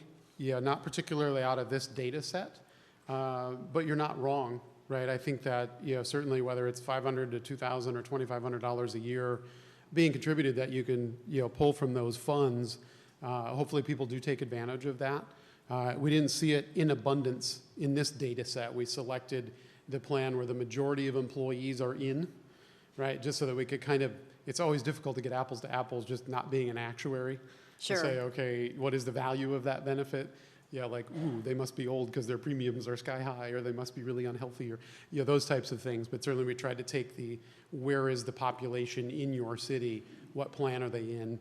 Does the city contribute towards that? But we didn't see as many of the HSA contributions. So we get to walk that really thin line of making sure that we're being very diligent with the tax dollars that are selected, and also that we're being very competitive and treat our employees well. And that's the balance that we're all looking for. And that HSA contribution is $216 a month. So what I'm asking is perhaps instead of HSA, that, to your point, maybe some people are taking advantage of it and some people are not, maybe if that could be $216 that might be more competitive if it was towards dependent health care, which I see that, and I know it's a next fiscal year recommendation, but that 35%, because 35% of our current rate would be $480.55, and we're really already paying $216 a month. And I'm not trying to play hide the penny and take away this and do that, but we want to make sure that if we're doing something we think is good for everyone, we want to make sure that we really are using those dollars to be good for everyone. Do you have any comments on that? I just think that's a great point. I want to see you get credit for it. I think maybe with it being proposed for next year, it might afford us an opportunity to kind of do a little bit of census work to identify who is taking advantage of it. Yeah, and you could loosely, even indirectly get some type of employee input on what they value. Well, where I'm thinking about, because I don't have to keep up with any of this, so it's easy for me to think of work for other people, is how hard would it be to be an option? You can have a contribution towards your dependent, or you can have an HSA contribution, because, you know, different. It meets people where they're at. I think that's a fantastic idea. So that's just something I'd like to throw out there, because I just want to make sure every tax dollar we're doing, we're spending it, and it's truly benefiting our employees. Yeah, no, that's great. Okay, Council, any other questions for Mr. Weatherly? Council, I'd encourage you to go back to I'm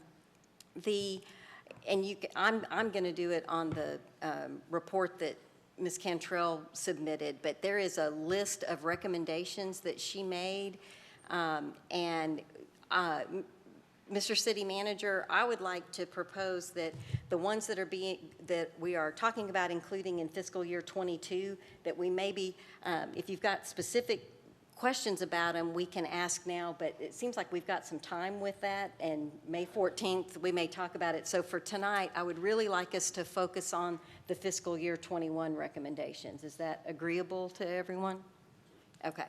So if you're following at home, I'm on page 39, And we have the mid-year 2%, which, because it's only the 6 months, it's 76,000. Council, if you brought your budget with you, I'll note on page 3 of the transmittal letter, I just want to remind everyone that when we approve the budget, we specifically, Mr. City Manager said that the 2.5% step increase that had been previously talked about when we were preparing the fiscal year 21 budget was not in the recommendation. And that very specifically what we said was that we were not approving the 2.5% increase and that we were going to do the salary assessment. And you guys voted on that, and I'm just really reminding the public as much as reminding you guys. So they did not get a step. I believe what he's telling us is lots of other people did that step, and if we were to do this, it is a $76,000, and Ms. Cantrell told us we don't have to do the find the money. They have found the money. It's a matter of are we agreeable? Do we think that is a good thing to do? And Mr. City Manager, are you looking for votes on this tonight or general direction? No, we're not looking for a vote tonight. The vote will come on April 27th on the form of the budget amendment. But yes, we would love to hear any specifics. We'll go and prepare a budget amendment that reflects what your consensus direction is this evening. So if we're all going to vote no, she'd rather not do the homework of putting all the numbers together. Does anybody want to comment on the mid-year 2% adjustment that is a consequence of 76,000? Everybody generally okay with that? Okay, you're getting general nods, Tracy and Tanya. That seems like that one's okay. Moving employees to their current step. But we know in grade 30, you're saying, Ms. Cantrell, that's department managers and above. That a little bit gets to Mayor Pro Tem Nelson's questions about exempt and non-exempt to an extent, although I realize there are exempt employees that are not at a department head level. Council, do you want to have a conversation about that? That's a $200,000 ticket item. That is if everybody's done a good job. They don't go a step if they don't get a good review, right? No, this is, I'll let Mr. Hoffman answer that. This is outside of the annual evaluation process. This is a result of the market analysis that the consulting firm did for us, and it puts those positions that are below market in the right classification grade in our classification system. And for those pay grades that are 30 and below, it keeps them in their existing step. And for those pay grades that are 30 and above, it takes them to the step that is closest to what they currently make now, but slightly higher. So no, this would happen.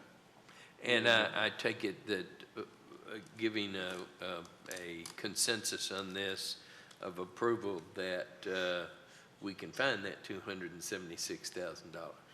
We've already found it. If you remember, and the mayor just made mention of this when we were considering the budget for fiscal 21, we talked about the extent to which we had some unappropriated reserves that were above our policy level of reserves.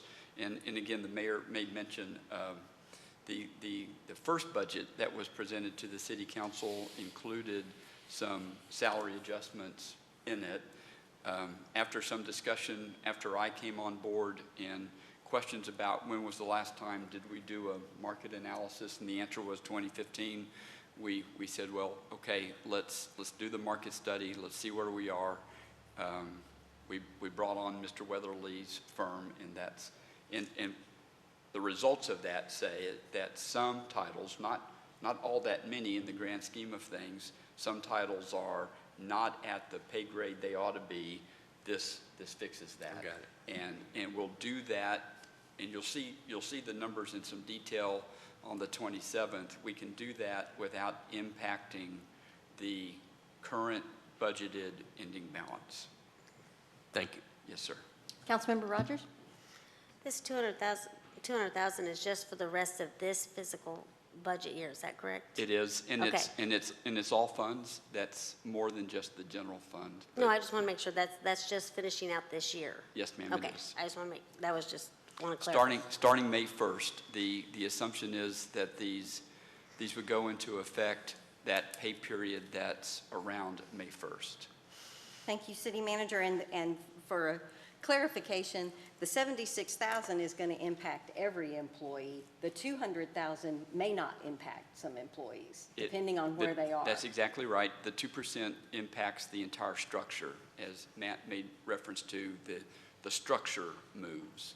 And within that structure, once it's set, the pay grade changes. That's actually a minority of our titles. Mayor Pro Tem Nelson? You know, I guess some of our trepidation or reticence to respond is to the mayor's point. We want to optimize our recruitment and retention of our employees, and certainly reward our employees because we've got really good employees here. But at the same time, we have to ensure that we're not overburdening ourselves, and that the city's budget and the public's trust in us is realized by we're asking these questions. I want you to know and the city staff to know that's my hesitancy in responding to some of the direct questions. So, I need to give it a little bit more consideration. So these are great questions, and council should feel very comfortable in asking them, and we need to provide good answers. But to respond to that just really briefly, it is imperative for a well-managed city to keep up with what the market is, and to make sure that we are at least competitive in recruiting. And while the promise of getting more pay for working harder may not be real, we absolutely need to be able to recruit people and be able to say, yeah, we're competitive with the market here, and that's all we're doing. The 2% cost of living increase is based on data, and the market adjustments are based on data, and we have plenty of time to dive into maybe the harder questions that get into what should we do with our contribution to employee benefits, especially for families. I will say our health benefits are really expensive here, and it does come up in recruitment when people are looking to come here with families. I just, from being your city manager for 7 or 8 months, and quite a bit of position filling we've done since I've been here, because again, council will remember we had a lot of vacancies when I started here, and a lot of that was due to COVID and council being frugal with what we were doing with our budget.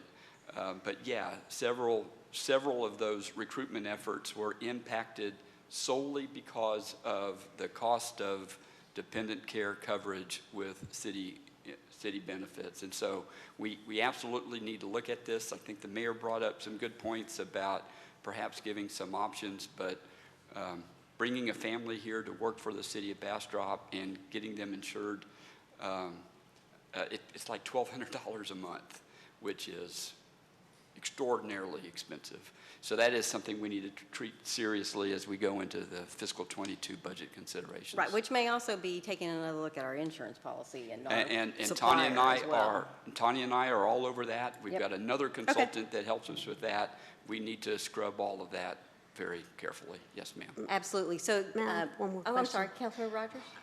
And even though you answered my question about the $200,000, and I understand that we have the money, but looking forward, I mean, we're buying a car and we got enough money for the down payment. Are we gonna? Do you feel comfortable that we'll have the money to make the payments in the next budget for these raises? Yes. Okay, I just want to make sure you feel comfortable going forward. I Now know we have this much money. Those are ultimately city council decisions, and but yes, I don't think we're doing anything here that isn't sustainable. In fact, Okay. I don't think it's sustainable to not keep up with the market. I just want to make sure you Right. feel, okay, thank you. Yeah. Thank you, Councilmember Rogers. Good question. All right, so it sounds like in general, and Tracy, Ms. Waldron, I know that when you bring us the budget adjustment, we'll have some conversations about that. And it looks like we'll have some great conversations on May 14th when we're starting into fiscal year 22. The last item that was recommended for fiscal year 21 was increasing city holidays from 12 to 13. Does anybody have any comments on that? Councilmember Rogers? Yes, ma'am. I know I spoke with Tanya earlier this year about our holidays, and I'm all for giving them the 13. I would suggest maybe looking at which holidays we give, maybe turning some floating holidays. So, you know, if I was working here and my kids had a holiday offer from BISD and we didn't have the holiday, or we had a holiday and they have to go to school, well, I can't do anything on my holiday, my kids are in school. So I would like to see us take more of the holidays that the state is closed and then offer the other ones as floating.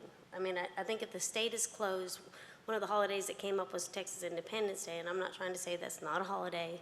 I'm just saying that, but if the governor calls, I'd prefer someone to be here to answer the phone. So, I mean, that way we could have some standard ones that everybody's off and then give some freedom to offer other holidays. I mean, if I'm Jewish, I want the Hanukkah off. I mean, just give some freedom to our employees to pick which holidays they would like, letting them have the 13, but let them have some freedom. Yeah, thank you very much, Councilmember Rogers. I thought one of the things that would, to me, that was of noted interest, it would be very interesting to look at BISD holidays because they're different from school district to school district. And I know folks that have young kids, it's always a problem if I'm looking at you, Ashton, when the holidays don't line up, that can cause problems for families. Mayor Pro Tem Nelson? Yeah, and to tag on to what Councilmember Rogers is saying, our ultimate responsibility is providing services to our citizens, and I would like for us to really give some thoughtful consideration of what holidays that City Hall is going to be closed, so that they're consistent with BISD, consistent with the state, consistent with the feds, to ensure that we're providing the optimum level of customer service to our citizens. To be closed because it's a holiday, I think is a disservice to our citizens. And so I really want to give some thoughtful consideration of what days. The floating holidays, I know that the state, as well as some of the larger cities, set aside their floating holidays with a skeletal staff. They're still providing essential services, and I think that's something that we need to look at as a city to ensure that we're providing an optimal level of services. Thank you, Mayor Pro Tem Nelson. Councilmember Jackson? I just wanted to mention about the holidays because as Tanya mentioned, some of the city of Elgin and the city of Smithville recently added another holiday to their schedule following kind of a national precedent. Several other cities are adding, and that's Juneteenth.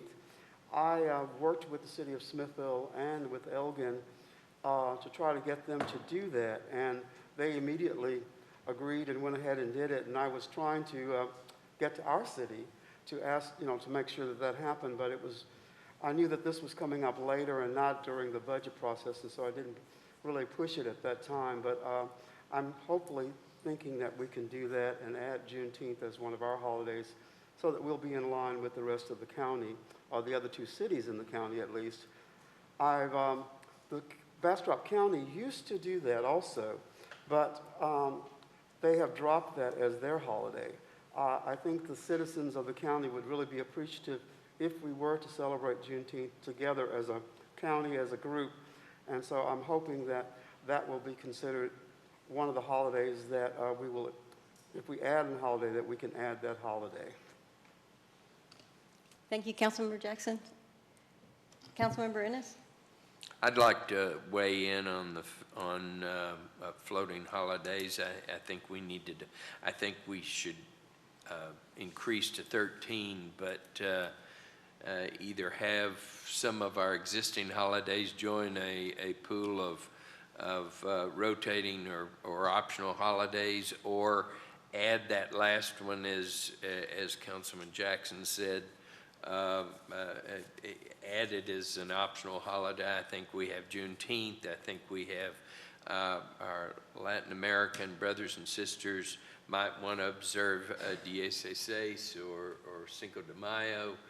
There are a lot of, Lila and I have talked about the fact that we come from Southeast Texas where they don't celebrate Texas Independence Day. They celebrate San Jacinto Day. And so I think some thought needs to be given to what are the optional holiday, not optional, but what are the floating holidays, and that we come up with a plan with that as our basis on top of the regular holidays that the state takes, to Councilwoman Rogers' point. My 2 cents. Council, any other comments? What I hear us being all together with, I don't hear anybody having a problem with going to 13 holidays from a compensation standpoint for our employees. Is that agreed? There's been a suggestion of Juneteenth. There's been a couple, I guess I've got 3 of you saying floating holiday. And I think y'all are, and I want to put words in your mouth, are you saying add one and make that floating, or are you also suggesting that maybe we look at some of the ones we have and make another one of them floating? Councilmember Rogers? I'm suggesting we look at the to give the 13, but then look at what holidays are generally closed by the state, as in closed business holidays. Take those as official holidays and let the other ones float around how they like So to. whatever that number is, Yeah. and it may be more Yeah. than 2. Okay. Whatever, however she works it out. I feel like you're dying to say something, Ms. No, Cantrell. I'm just happy to put that information for y'all together. Okay. And we can see what the state and what BISD is doing and the other agencies. Great. Mr. Peterson? Yes, thank you, Mayor. By the time we look at all the recommendations, I'd like to see some recommendations on exactly what we're going to do with shift differential for police officers. Okay. We'll look at that during the budget process. We're looking at that for fiscal year 22. Thank you very much. Thank you, sir. Mayor Pro Tem Nelson? And I'm certainly not suggesting we take the whole list of bank holidays to the state holidays. I think the state takes 17 to 18 days off for holidays, and they should be ashamed of themselves for doing so. But I'd really like to compare apples to apples and oranges to oranges to ensure that we're doing right by our citizens as well as by our employees. Yes, sir.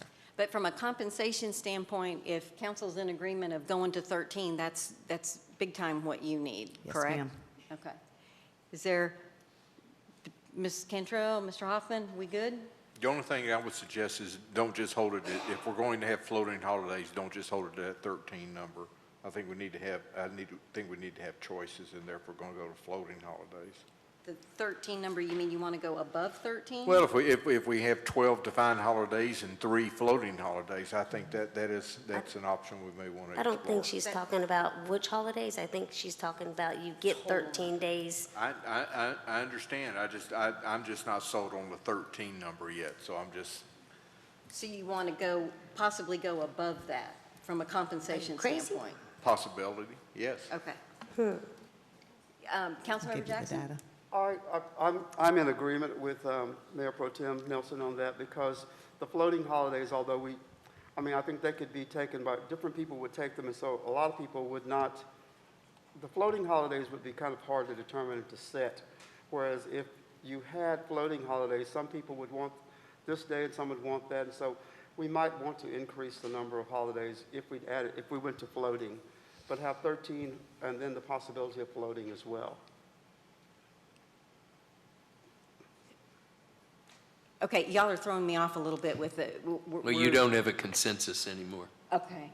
That's the bottom All line. right, so, and where are you on the 13, Councilmember Ennis? Do you want to go above 13? I think we ought to have 13, and we ought to make March 2nd a floating, and we ought to look at our schedule and see, like the state number is, there's a lot of floating in there. And I think we ought to look at those holidays and make some of them floating and add Juneteenth and add the SSAs And have some defined floating, is what but you're saying. have a definite amount that are stable, Christmas, Thanksgiving, et Sure. cetera, et cetera, but then have a defined amount that are floating. Okay. Mayor, we may need to make sure we're defining what a floating holiday is, because I think we're talking about how the state uses the phrase, which I'm perceiving as different from how we would use it as a small city. We wouldn't identify March 2nd as a floating holiday. Either March 2nd is a city holiday or it isn't. And the idea of a floating holiday is just that. The city employee gets to say, hey, I'd like to take Friday off, and rather than burning 8 hours of vacation, they burn 8 hours of That's exactly what I holiday. meant. Right. And That's so- where the floating came from. Thank you, Right. Paul, for defining that. So if we're going to establish a number, 13, and when we did the market analysis and we looked at some cities do 14, some cities do 15, that includes days that are established as holidays, they're fixed holidays, or some cities have one, some cities have 2 floating holidays. I think one city actually has more. And that all adds to the total. And so if council is saying you're comfortable with 13 total holidays and one of those is a floating holiday, then the simple thing to do is leave the list of holidays as it is and add one floater. Now that doesn't accomplish the objective of having Juneteenth as a city holiday. But if that's, I mean, that's why I thought I should define it's either one or the other. Yes. Yes, and Mayor Pro Tem Nelson, I thought, since the consultant's recommendation was going to 13, I didn't know we were talking about a number above 13. That kind of threw me off. So are you wanting, you're still saying maybe look at going more than 13? I'm not sold on 13, yes, You're ma'am. not sold on 13, okay. And Councilmember Rogers, you were saying you want a floating, which is literally, I'm an employee, I'm not taking vacation, but I'm going, hey, maybe it's my birthday, maybe it's my anniversary, maybe it's my kid's birthday, my kid's track meet. That's kind of where I was going. I was that the city would have certain days that they were closed. You know, these are certain days. And then there's, let's say that's 10 or 9, whatever. And then there's 3 extra. Today's my birthday, and I'm taking a holiday day. So they get the day. It doesn't actually have to be a holiday for them to spend their holiday. Could be their kid's birthday. It could be their mom's birthday. They can spend that day however they want to. It's their time. It's their holiday. That's what I'm trying to give them a chance to do. Okay, so we're all seem to be kind of on a floating holiday. We're in agreement with that. It's in any day. So Mayor Pro Tem Nelson, if you're not sold on 13, is it safe to say you don't want to go below 13? So are we in agreement to add 1, and then we may, through budget, add another one, and through additional conversations? No, well, I certainly don't want to take away any holidays we currently have. No, 13 just seems such an arbitrary number, and I just want to make sure that we're looking at this holistically rather than just by individual holiday. Okay, so if we adding at least 1, I don't see anybody against adding 1 holiday. Is that true? We're okay with adding 1? We're okay with adding 1. Okay. I'm not sure which one of you turned on your light first. No, mine's not. Councilmember Jackson? I guess the floating is still confusing me in a sense because I'm not sure how that would really work with us as a small city. So I was going to say some cities, you know, having been a city employee at 2 other cities, we had personal holidays that were used. And I don't know if is that addressed somewhere else, or is that something that we could maybe utilize also as a I think that's the same thing. It is the same thing. It's the same thing. Floating holiday, personal holiday. Okay. It's a day off, and you're not sick You're not or on burning, vacation. you're not burning vacation hours. Right, but you're not, okay, but generally when I think of floating holidays with the way the state does it, it's because they have a skeletal crew of some kind or something like that, and we're too small to do that, so it would have to be a time that we would be open or closed, basically. So personal holidays, I think, would be better than floating as far as terminology. Okay, so a personal / floating holiday, we're all in agreement to add 1, and we will have a discussion about fiscal year 22 if we can possibly add more. Is that fairly close to consensus, Councilmember Ennis? I'm ready for Ms. Cantrell to bring all of her info back to us and finalize our discussion then. All right, Mr. Hoffman, did you get what you needed out of this discussion? Yes, ma'am. All right, excellent. Council, it is 8:20. Do you want to take a short break, or are we good to go? Oh, we need a break. It is 8:20, and I'm trying to get, it's 8:19. Apple iPad says it's 8:19. We'll be back in about 4 minutes. We're in recess.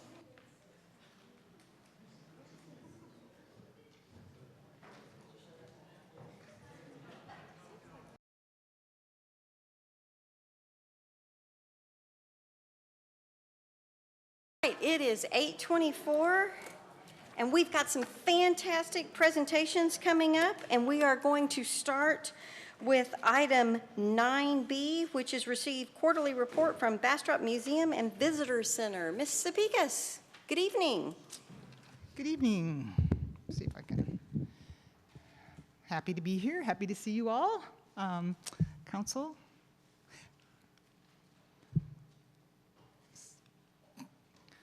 So the Visitor Center second quarter, for a minute I got scared. Yeah, second quarter highlights. We are kind of getting back to normal, although still wearing masks. Those are some pictures of some recent visitors.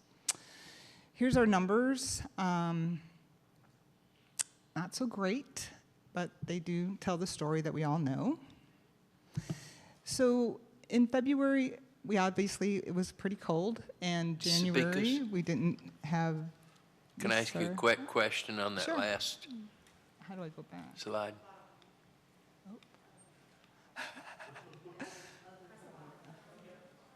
Okay. That one. That one? What are you have the gray level up top, then the white level, and then the gray level again. It's really just the different quarters, and it's really just to show the difference. I thought it was easier to read, but I guess not. So that would be the first quarter, second quarter, third quarter, fourth quarter. So over in 2021, the second quarter, 1397, was Gotcha. this quarter that we were just in. Gotcha. But it's nice to look at how it compares. Obviously, 2019 was really, really nice. I didn't know if that referred to quarters or if it referred to something in-house. Oh, okay. Yeah, it's our fiscal quarter. Yeah. Gotcha. And your third quarter for fiscal year 21 is going to be right back. You're certainly going to beat last third quarter. I hope so. 388, you're going to be above 388. I hope so. I hope so. I have positive vibes for you. Okay, great. So we also are looking at people who are starting to spend the night. Visit Bastrop is helping us do that as well and recording all of that. So that's going to be some great data for us to see how many people are going to actually be staying here. I added this new slide just to show that even despite COVID, we are getting people from all over the place. So that's kind of fun to know.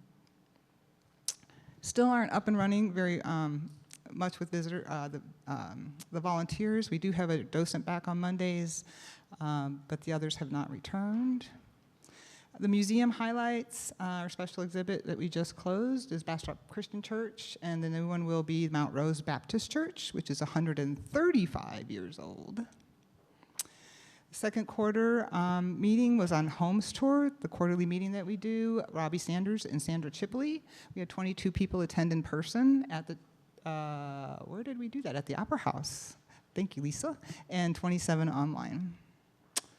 We are doing a rotating exhibit at the library. The next one we are going to change out, actually on Friday morning, will be mobile homes of Bastrop County. These are actually homes that were moved from one city to another city, very slowly, but they were moved, so that will be fun. We also have a version of it in the museum. So those are some notables for this quarter. We're still receiving artifacts, and we're still doing recording of those and preserving those, and Carol is attending to emails in person and all those sorts of things. We transcribed 2 more oral histories, hosted 3 uniquely Bastrop webinars. Susan started a historic tourism committee, so we're going to be working on tours and packaging those, and in May we'll do the walking tours, the downtown walking tours again. The research library hasn't been as impacted with volunteers. They've been able to come back because there hasn't been as much public downstairs, and so that's there. And thank you. Any questions? Excellent job. Any questions for Ms. Sapicas? Mayor Pro Tem Nelson? Just a comment. I really appreciate what y'all are doing collaboratively. In your presentation, you mentioned 2 other organizations, Visit Bastrop and Opera House. I think that's outstanding that y'all are working so closely together. Thank you. Thank you. Councilmember Rogers? Yes, ma'am. You talked about the visitor center, what, the 12 hours That's just how many volunteers worked at the visitor So center?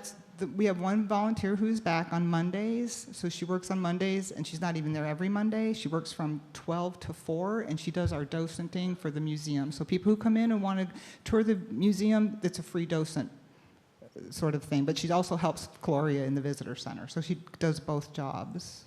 Okay, but your visitor center's open more than 12 hours. Oh, yeah, these are the Okay, just wanna make visitors. sure These that are the was- volunteers for the visitor center. Okay, It's just making sure biz that was, 12. I want to make sure I yeah. read it correctly. That's what I was asking, that's the Yeah, volunteers. oh, I that should say work- that too. On May 1st, we're going to open 6 days a week. We'll open Monday through Saturday. Oh, okay. Okay? Thank And you. hopefully again on Sundays at some point.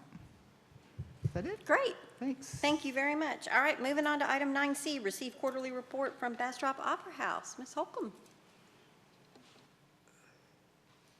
Good evening. Let's see. Okay, so we have been nice and busy, and I will say that I'm starting to see people relax more and starting to really come back to the Opera House and our shows, and that's a really nice thing to see. In February, we did a fantastic show called Silent Sky, and that was difficult because their tech week was the week of the ice storm, and so we actually had to cancel the first weekend because they couldn't get in to rehearse, of course, and we weren't able to actually add a weekend on. We had to completely cancel the first weekend, which was rough because they had worked really hard. But it was a fantastic show.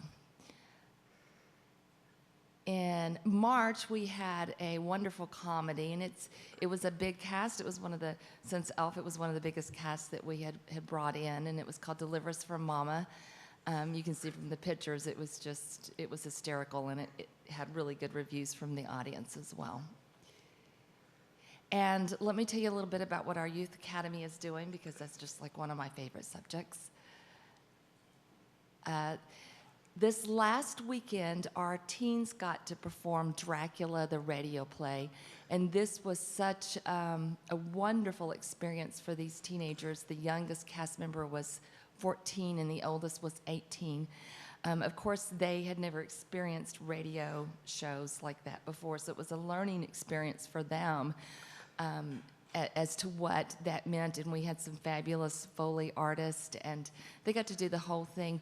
We had a lady come up to us, not related to these children, that on Saturday's performance that told us that after watching the show, that the theater in Bastrop was going to be strong for the future after seeing these kids perform. So that was really great. And this coming weekend is our younger children's, and they will be performing Complaint Department in Lemonade, and and they have some really interesting complaints that they bring to the department, and it's really cute. And our youngest, I think, is 8, and the oldest is 12 in that. And that is Friday and Saturday and Sunday matinee. Now, I also wanted to mention that we are still working heavily on the Tnt Youth Conference. It's coming up. Visit Bastrop is working on that part. The Opera House, along with many different youth troops from around Texas, will be coming in, and we'll be bringing our own show as well. And that is June 10th through the 14th, and that's super exciting to know that it's going to be here in Bastrop. We usually end up taking our children somewhere for that, so that's really exciting. And we have our summer musical that we're starting to advertise, and I wanted to say too that we are partnering with the city of Bastrop to give their a discount to, what is it, Paul? What is the Recreation program? Yes. I'm sorry, the members of the recreation department, program.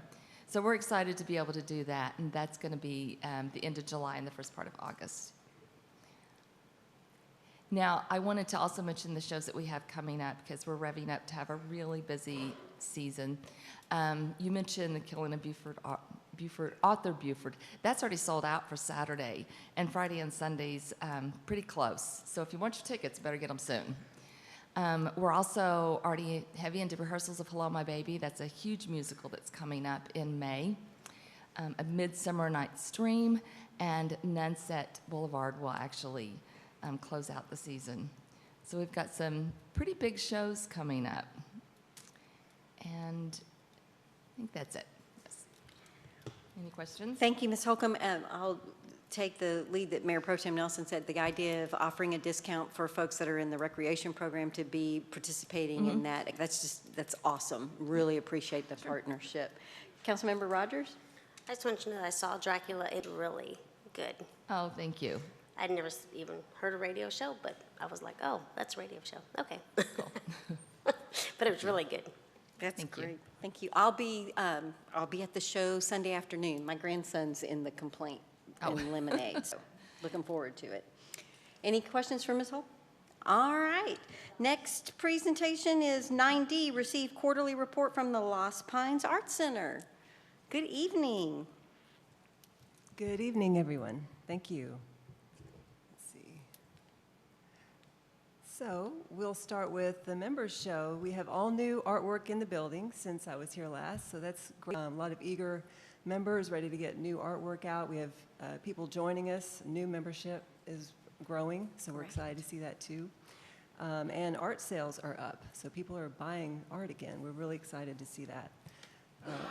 And then, of course, our glass blowing studio has been in full swing this whole time. We've been renting a lot to professional glass artists from around Central Texas, because there are relatively few studios to rent from. And we're now renting several days a week, so it keeps us pretty busy. We've had a temporary shortage of glass lately, which is a strange problem to have, but because of COVID. So we had to slow down on our public sessions, blow your own glass, all that. So now we have our supply back, so we're ready to start all that again. Art After Dark is back. We started doing it again. The first quarter of this year was just too cold to have events outdoors, and we still felt comfortable bringing them indoors. So we started with Art After Dark. And then in the meantime, though, this first quarter, we've spent a lot of time with our board of directors reset in January. We have some new committees that have formed. And so we've just been redeveloping our programs and working very hard on that. So we've been very busy, despite having few events. Of course, we're still continuing with our virtual exhibits. They're still really popular. The next series is going to be called Elements. This first one is Through the Water. We're just going to explore different elements of the earth from Eastern and Western traditions. We like to keep the theme relatively broad so we can showcase a wide variety of subject matter and keep the show really interesting. A new online series we have that we attach to our monthly newsletter is Artist Resilience. And we've noticed that a lot of our members through the pandemic have remained really busy, really active. They're very creative. And a lot of artists have been struggling with that at the same time. So we started this, it's a brief interview that we select members to do for us, and just to explain how they've navigated through this, how they've remained motivated, just to help inspire some other artists, hopefully, and also keep our audience engaged with what are the artists doing these days, and keep everybody connected as best we can. Our classes are gearing up again. A lot of our instructors the past couple of months have been waiting to get their vaccine before they feel comfortable going into classroom again. So coming up, we have some really unique classes for people: silk marbling, cyanotype photography, which is an old form of photography. So we'll be offering those again very soon as well. And we're gearing up for our next outdoor market on May 8th. That's going to be Mayfest, and it's Mother's Day weekend as well. So it's a great time. Find some great gifts. Also, we are actually working with the Bird City Bastrop organization and main event. They are doing a Bird Lovers Weekend that same weekend, and they've asked us to join in. And so at the Art Center, we're doing a bird exhibit of artwork, and we're also going to host a couple of presentations about on the native and migratory birds and gardening for birds in Central Texas. So we'll have those presentations going on during Mayfest from 11 to 1. And all of it's free and family friendly, so we'd love all of y'all to come join us too. So, And I believe that, and then we have the numbers, which just not much to say. They continue to grow. Like I say, membership is growing, newsletter is growing, so things are happening. So, and that's all I have. Thank you. Great Any job. questions? Council, any questions? It's looking forward to a great summer. It's nice to know so many things are going on. Thank you so Yes, much. thank Really you. appreciate the information. Okay, Council, we're going on to item 9E, receive quarterly report from Bastrop Economic Development Corporation. I didn't know if it was one or both of you, so come on up.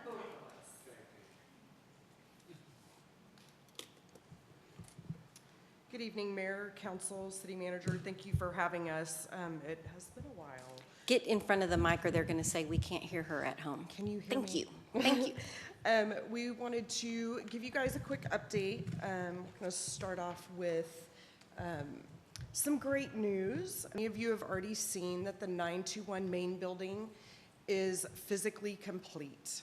It has been a labor of love, and we are so proud that it is a part of our community, and that the Art Institute will be calling that home and opening their doors, we hope, by summer of 2021 for in-person classes. In regards to the Art Institute, we are also continuing to work with them to develop some curriculum opportunities for certifications for numerous business opportunities. One in particular is the restaurant industry, and helping to promote high school students coming into that certification program, as well as community people that are maybe wanting to look at the restaurant industry as a career opportunity. So getting them in the door, getting them those, literally a 9-day class curriculum to get them certified and in a restaurant environment to help our restaurants and support them. I've actually had conversations with a couple of our restaurants, and just literally between two of them, about 20 staff members are currently needed. So we are working diligently with them to try to get that message out, build that program, and get it started. In moving on, let Angela hop in here. Yep. Jean got the good news. It's supposed to be a quarterly update, we realize that. However, what we do can't really be measured by quarters, so we decided between us that we were going to go back for about a year and review what the pandemic did to the economy and to our sales tax. So we all heard these things, anywhere from Texas budget's going to be busted this year to it's the, fastest drop in Texas economic activity in modern history. I know we were all very much concerned about how that was going to affect us. That last one, could you go back real quick? That's okay. That last one I wanted to point out, no, we didn't bust the budget like they thought they would. And one of those reasons was e-commerce, and we're going to do a little bit of a deeper dive into that here in just a minute.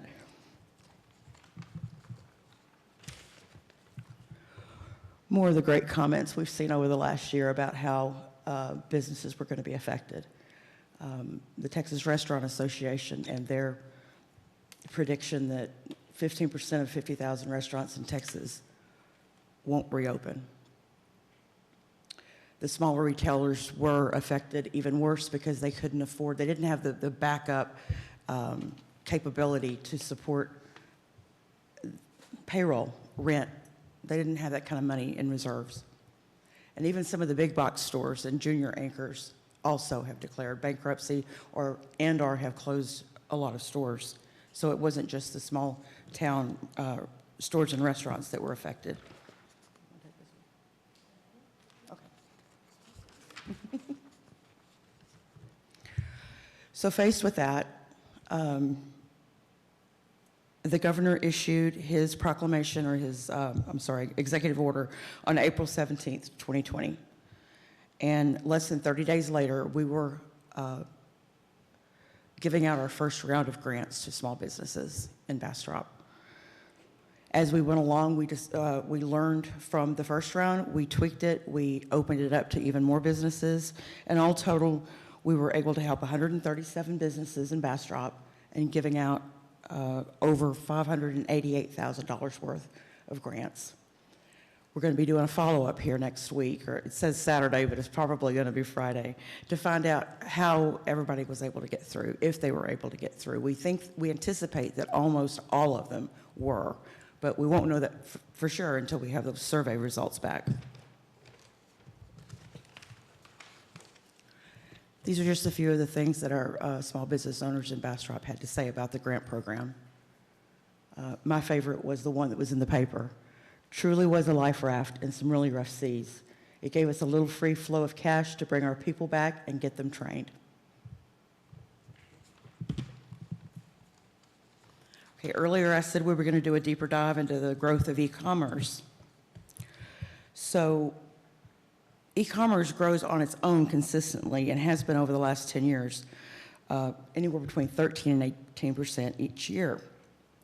But largely due to the COVID-19 pandemic, we saw a huge jump in online sales, all the way up to 32.4% just between 2019 and 2020.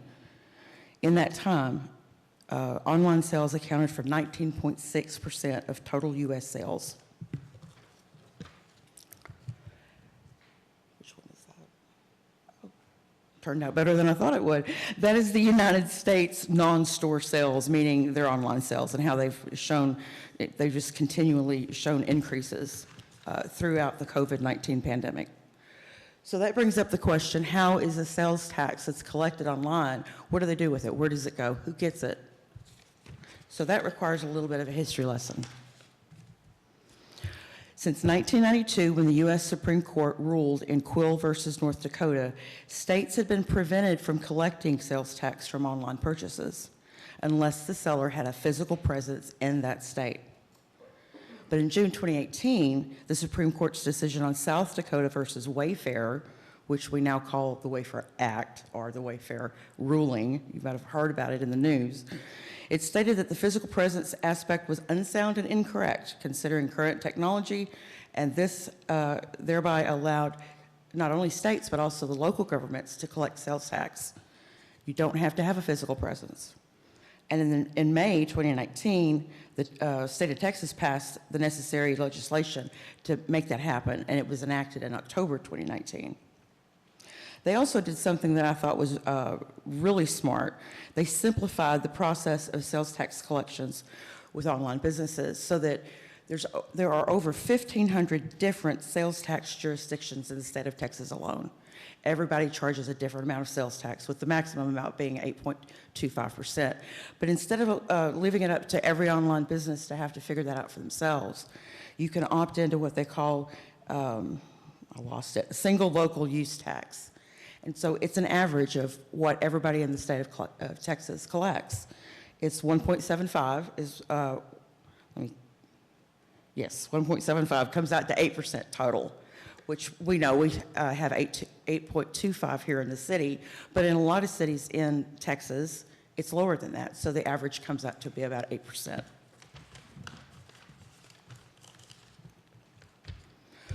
So now remote sellers are required to collect and remit sales tax if they have an economic nexus in Texas. That means they have a presence. It has to be over $500,000 worth a year in the year prior. And if they don't fall in that, it's called a safe harbor, meaning if you don't do that kind of business in Texas, it's okay. You don't have to pay sales tax. $50,000 is kind of high compared to a lot of the other states. If you do have a physical presence in this state, you are not a remote seller. Keep that in mind on the next page. So local sales tax is due at the location where the order is delivered when the order is not received or fulfilled from a Texas place of business. If the seller is in Texas, the sales tax is collected and remitted to the location where the seller is located. That's up for debate this year. It's called House Bill 4072. It's been filed to the Texas legislature, and it's currently still in committee. What's going to happen, they're going to change that so that every sales tax is based on the ship-to address or the point of delivery. Therefore, cities like Round Rock and San Marcos will be the most affected because Round Rock has Dell and San Marcos has Best Buy, and those cities have agreements with those companies it's basically a 380 agreement where they give them part of their sales tax back. So if they lose that, they're looking at significant losses. Austin doesn't think it's going to affect them very much, and I don't see it affecting Bastrop either.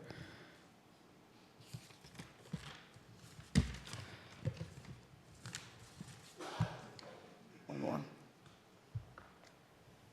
One more. Thank you. Well, this one turned out pretty good, too. This just shows how the sales tax and the overall tax in Texas actually turned out.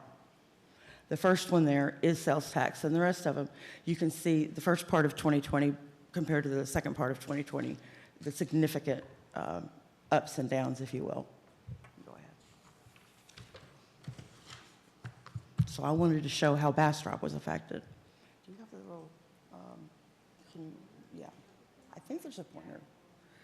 So sales tax, it's important for you not to look at just 1 month to the next month. It tends to go in a pattern. If you'll see that, they call it the allocation month versus the performance month. So the month that's allocated to us, can you go back to February, please? There you go. You see the big spike? That's from December sales. It covers Christmas. And then it tends to go up and down in the same pattern with an exception. 2019 was an anomaly, so you'll see that. So when we got our sales tax in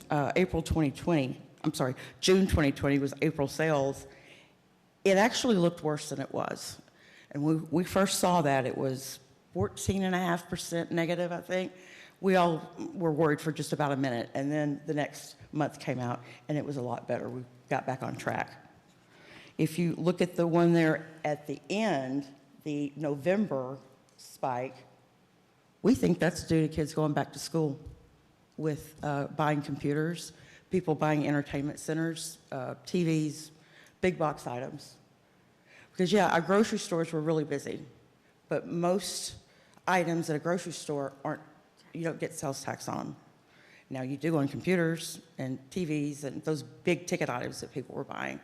Also to note, we saw great big increased numbers at home improvement stores. People were at home, they were doing, hobbies, doing renovations. Honeydews. Yes. Okay, right.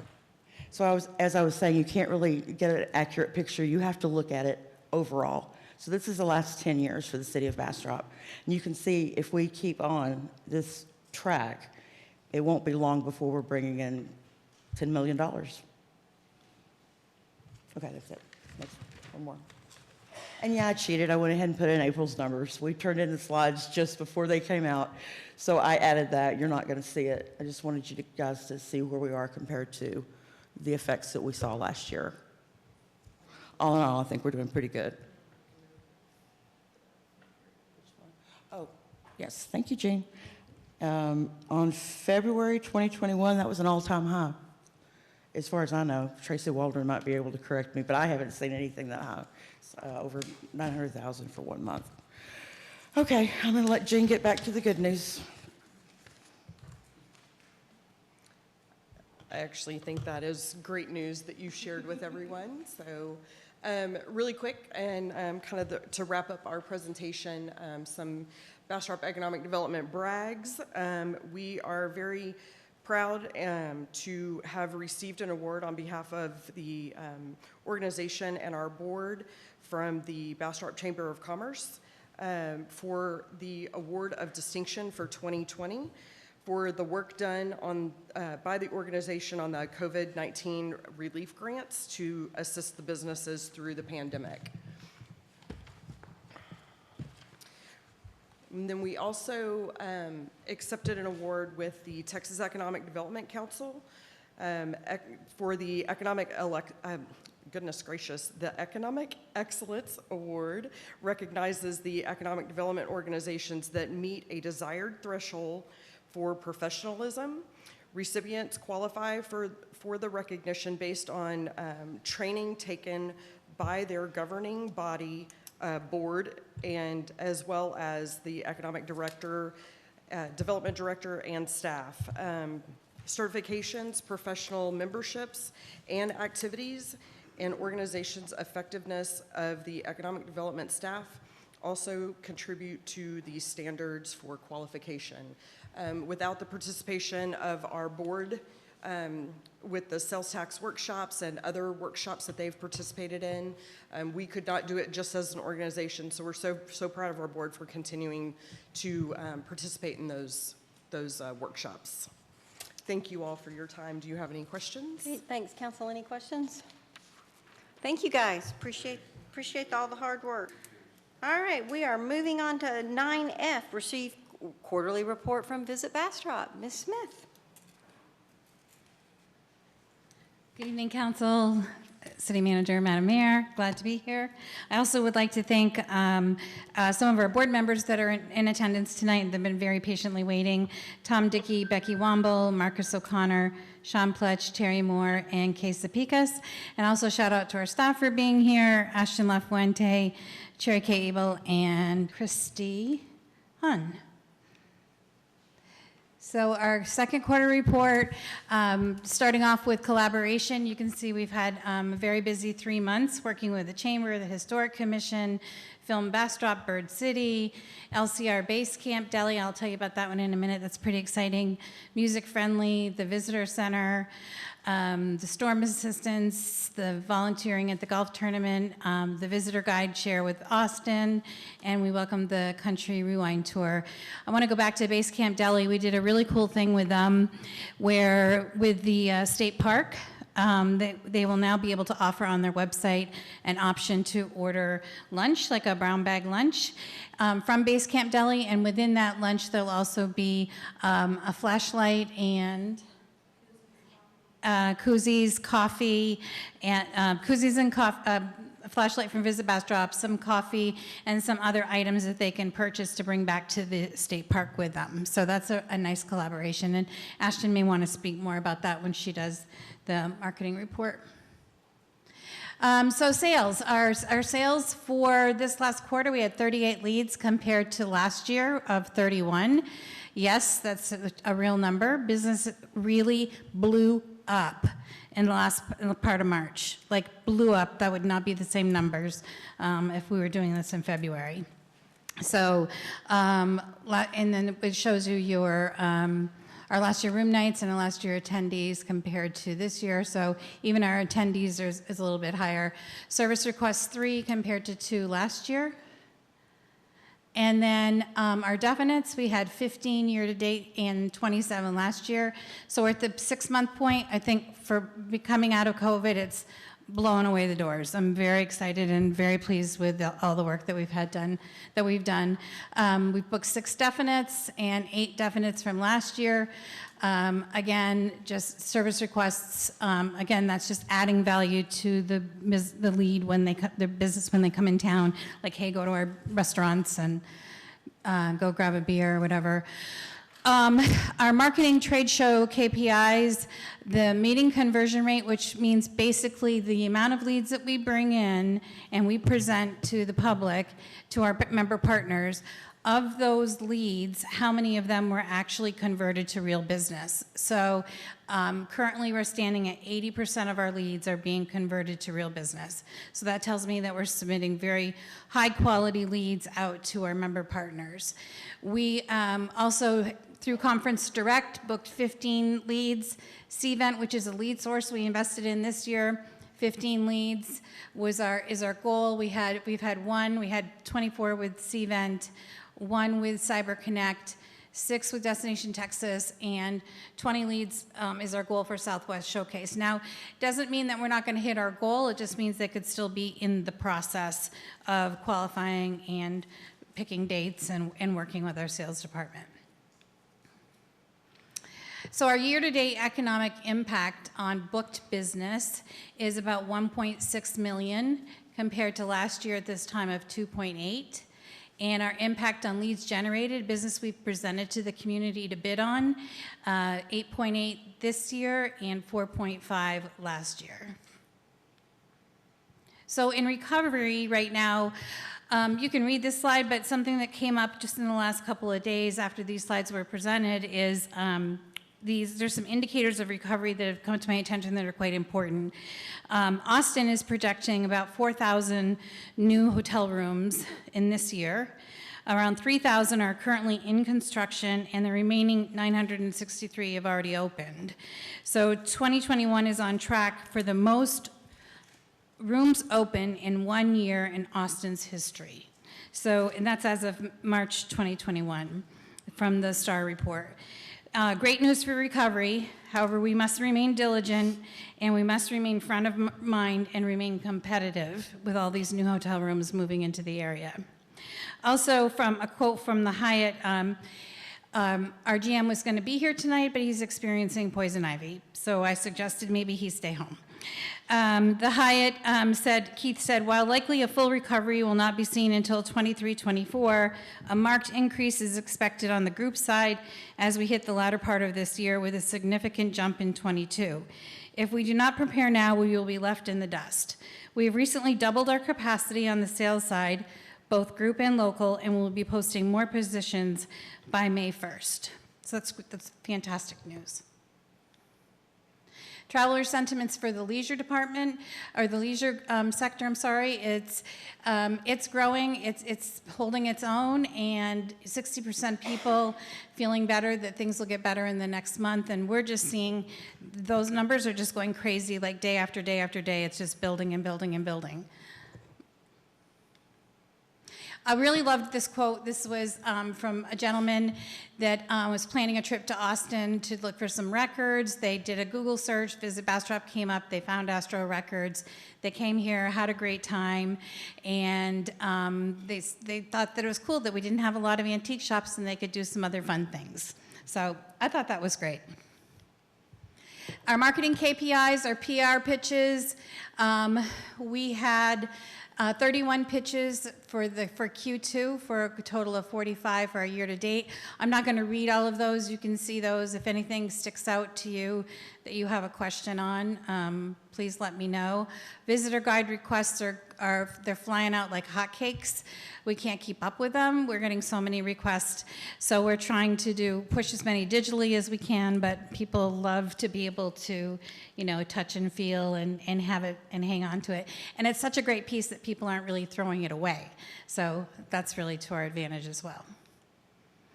And again, here's our other 2021 marketing KPIs, our newsletter. We continue to rock it in the newsletter department. You'll see our open rate compared to the industry open rate. So we're just rocking and rolling there. And Ashton will carry on and share the team's results for the rest of the marketing.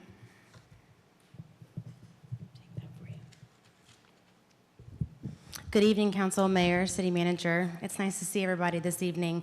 I'm just going to jump right in. Before I do, I just want to elaborate on the LCRA and Basecamp Deli partnership. It's actually the South Shore, the North Shore. That's kind of out down 1441. As you guys know, there's not a lot of food options. They have great Airstreams out there. They're expanding their offerings. They're adding in some soft-sided yurts. And so we're just working on getting, those are nice accommodations. So we felt that Basecamp Deli was a great fit for that partnership. And so when folks get their reservation confirmation from LCRA, they have a customized menu from Basecamp Deli, which includes, some limited cold sandwiches to really keep that quality up. And then also, too, there is a box that you can purchase has like s'mores in it, coffee koozies, a beer bottle opener, just some really fun tchotchke type things to kind of elevate that experience. So I just wanted to elaborate on that, and then we will jump right into the Q2 website overview. So what you guys are looking at is a January, February, March overview. A few things that I wanted to call out. In March, our overall sessions that landed on our website increased by 54%. That's compared to this time last year. We've now reached a point in our metrics where we are capturing months that were impacted by the pandemic. So that can be attributed to that large jump. We did have a pretty big decrease in March of last year when the pandemic was declared. And so, we're kind of seeing just now that year-over-year history of how, we've been affected by the pandemic and where we're going from here. Last March, sessions were down significantly, like I mentioned. There was enough growth in March to result in an increase of 3% sessions for the quarter, so we still netted in the positive there. This traffic is just broken down in several different ways for you by month in the top left-hand corner, represented in the line graph or the bar graph on the bottom left. How users are finding us, channels. There are several different forms of website channels for our website: organic, paid search, direct, referral, social, how people are finding us. And then down on the bottom right-hand side is how, we use this as our benchmark on our website. How is my website performing against the industry average? The tool we use is Simple View, and they manage more than 80% of the destination websites across the country, and so really good numbers there.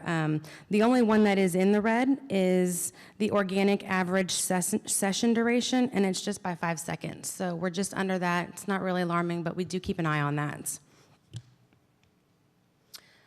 Paid search, I do have a note here. Paid search is a form of digital marketing where search engines like Google and Bing allow advertisers to show ads on their search engine result pages. So we participate in that program. We bid on keywords, things to do in Bastrop, places to eat in Bastrop, places to stay in Bastrop, outdoor recreation.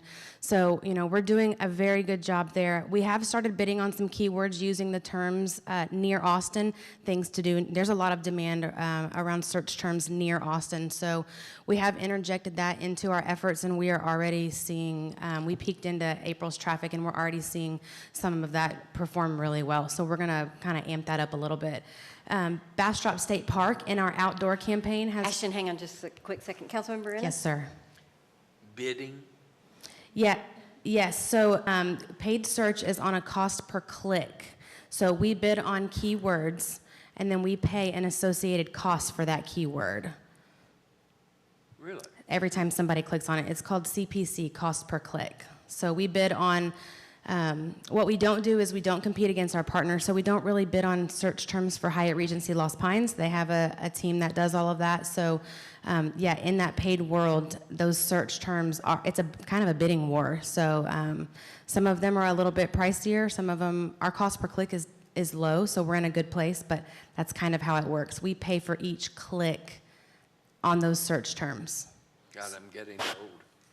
Thanks. Yeah. Appreciate it. Some of that kind of gets into a foreign language for me. We have a team that helps us with that, and they do a really great job. The Bastrop State Park, it lives within our outdoor campaign. They always are on our reports. It's a perfect place to experience right now, given our environment, and so the state park is always registering in our reports. Our top 5 cities that our users are coming from: Austin, Houston, San Antonio, Dallas, and Bastrop. No surprise there. I think that kind of remains consistent. The things to do outdoor, our Visit Bastrop General campaign and our accommodations are the top performing campaign groups in that effort. Public relations recap. Let's see here. I'm not going to read these off to you guys line by line, but I did want to call out that monthly call for content. We have started sending out a monthly e-blast to our members partners, inviting them to share what you have going on. What we do is we take that information and we pitch it to the media. So if someone's having a crawfish boil, if someone's having a Main Street event, if someone's having live music, we take all of that information and we pitch it to writers through a program that we use. So that's something that we just started, I think, at the beginning of the year. It's where we get our content from to talk about our member partners and, talk about what's going on. So really, from a partnership standpoint, if you're an organization that's trying to do something and you're like, how can I get any help? It doesn't cost them anything. They need to provide the material to you, and they will bump up their marketing efforts. That is absolutely correct. Not a cost at all, and something that we take care of on their behalf. behalf. It's an opportunity for folks to help themselves. Absolutely. If you got, like the Sugar Shack, they do the Easter Bunny. If we got that, it's something that we can put in our toolbox and use if a writer wants to feature something like that in their article. And then, this is a highlight of how many pieces of coverage we earned in the month, in Q2, and then I'll kind of get in and show you guys how the pitching works and then how the coverage is generated. First, we'll do a blog recap, it looks like. So in January, we do 2 blog posts per month. We have stats for you on these. We did planning happy family reunions and the top 5 ways to celebrate love in January, and those stats are attached for you guys. In February, we had stay, work, and play in Bastrop. We're highlighting a great Meet the Great Outdoors offering that Hyatt Regency is has put out, and then the best comfort foods in Bastrop. I do want to call out that average time spent on the page on the comfort foods. It's almost 5 minutes people were reading that blog, so people like Southern comfort food. March blog recap. I don't have stats for you guys yet. We report those after they've been live for a month, so at our next quarterly update, I'll have those stats for you guys. Outdoors is really killing it, so we took an opportunity to highlight some of the places you can go and hike on trails and, just get outside and take some deep breaths. And then film fans. We highlighted some of the places, some of the movies that were filmed here and the locations if you wanted to go and grab a selfie or check that out. That was a fun one. We also put out a media alert. So this is part of that proactive pitching. We knew that there was a media event coming out, so we kind of wrapped all of that up and we sent it to local media. The event happened in the beginning of January. We distributed that right before the event to regional news outlets and national trade outlets. And obviously our film sector was represented there.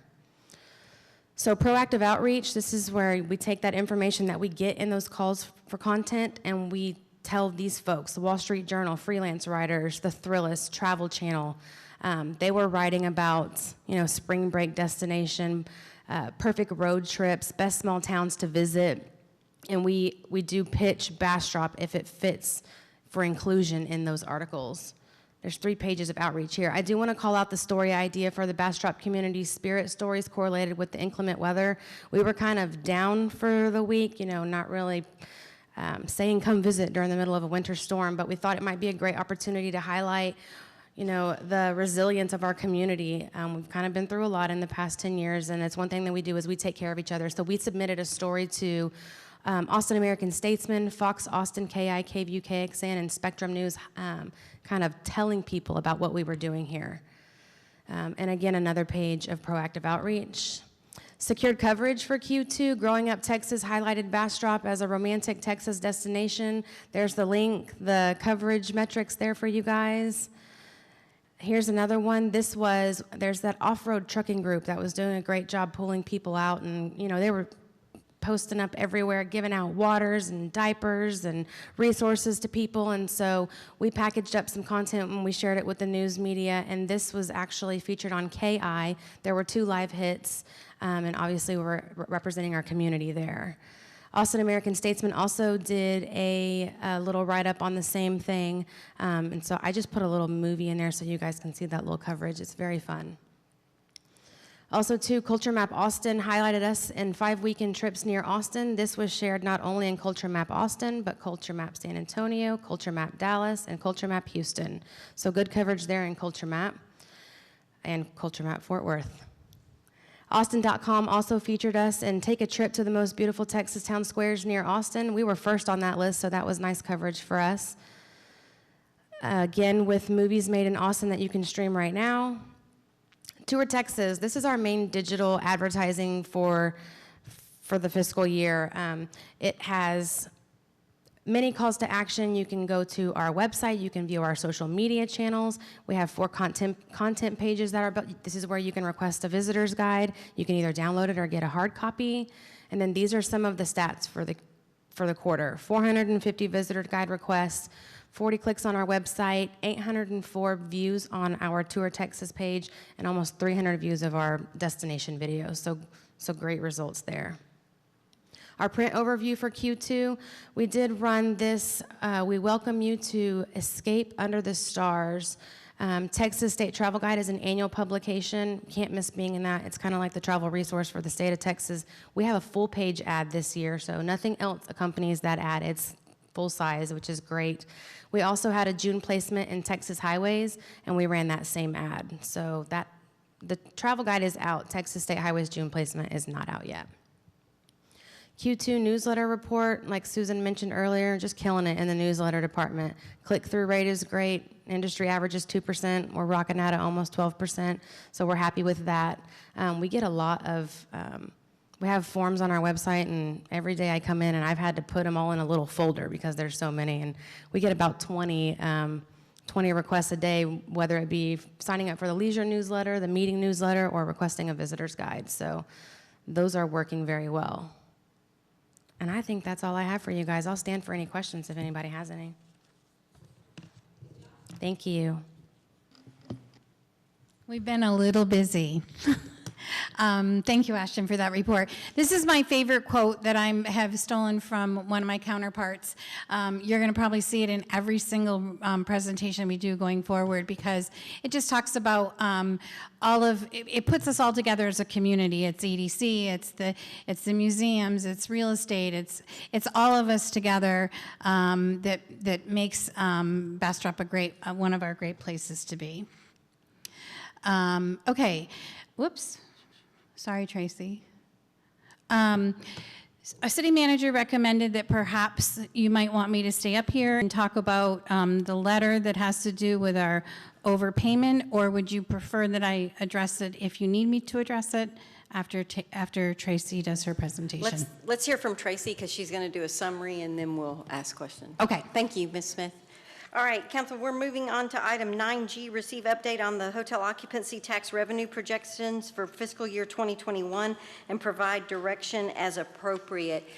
Council, you'll recall, because we all didn't know how things were going to be going, and we had asked, we had tasked the city manager and the CFO to take a look at that. And Mr. City Manager, I know you wanted to set this up. Yeah, thank you, Mayor. As Tracy presents this, I'd like for council to pay special attention to 4 major points here, and we're going to want to get some feedback from council this evening on each of these points as appropriate. At the heart of this is a revenue projection. So you'll hear Ms. Waldron describe where we project we will be with hotel motel revenues at the end of the fiscal year compared to budget. The second issue to pay close attention to is specific to the Visit Bastrop allocation of hotel motel revenues, and we just heard a great report from Visit Bastrop. The contract between the city and Visit Bastrop speaks to a formula that provides for adjustments to the contracted funded amount, but from the city with hotel motel revenues towards Visit Bastrop each year. That's a function of what actual revenues are. And one of the things Tracy will do is show council, now that fiscal 20 is over and audited and closed out, what the calculation of that true-up formula does for fiscal 20, and we have a projection for what that would be for fiscal 21 if we hit the revenue projections that I talked about in point number 1. This may matter depending on council's direction on what we do with all of this with regard to the budget amendment that we'll be presenting to council on April 27th.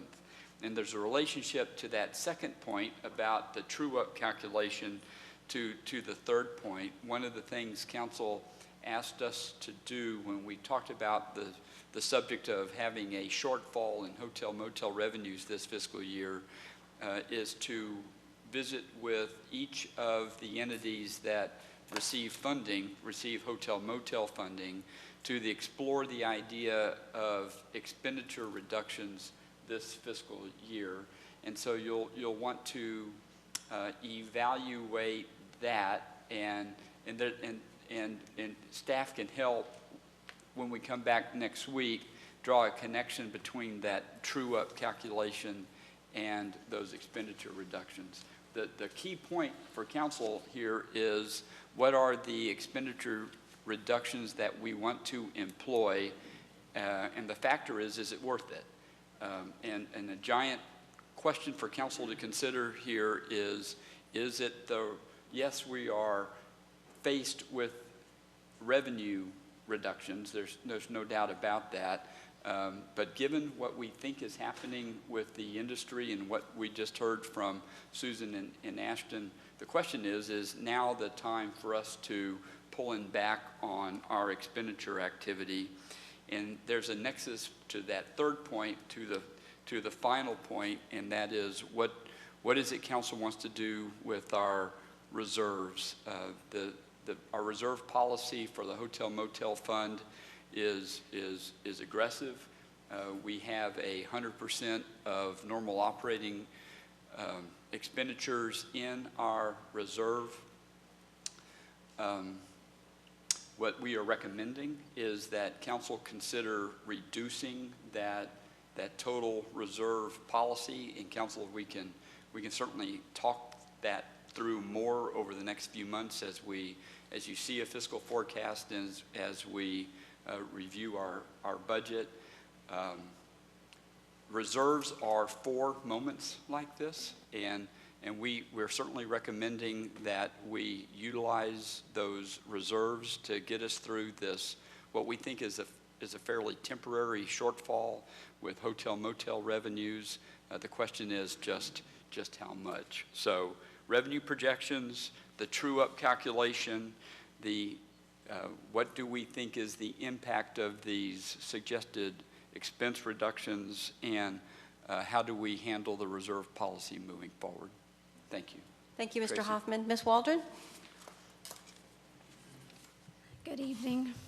So, yes, I am bringing forward the requested information.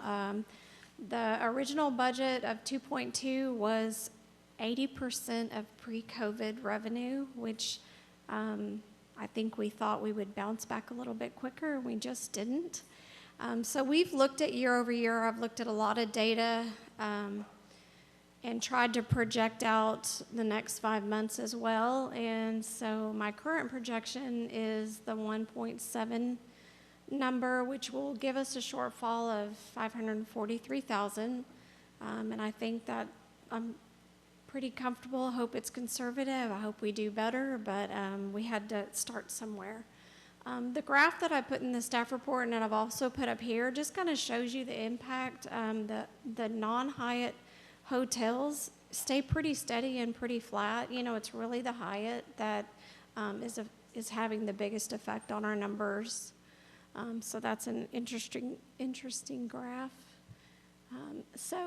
Because Visit Bastrop is our biggest expense in the hotel fund, and they are under contract, I wanted to go ahead and present what those contract amounts are. So I have done a calculation. The true-up that's referenced in the contract for fiscal 20 is based on actual revenues for 20. It takes out the convention center debt, and then it's a 50% split after that. So with that calculation, it shows a $266,000 overpayment to Visit Bastrop for fiscal 20. And then on fiscal 21, the contracted budget right now would have been 934. If we use the new projected budget revenue, it would be 664. So it's just showing that difference. So that would be a total of 536. I also provided in your packet the 5-year forecast. This forecast right here is showing full budget, but with the revenues projected. So I'm not making any adjustments in this particular forecast right here, and it's just kind of, the goal was to give you an idea of what that does to our reserves over time.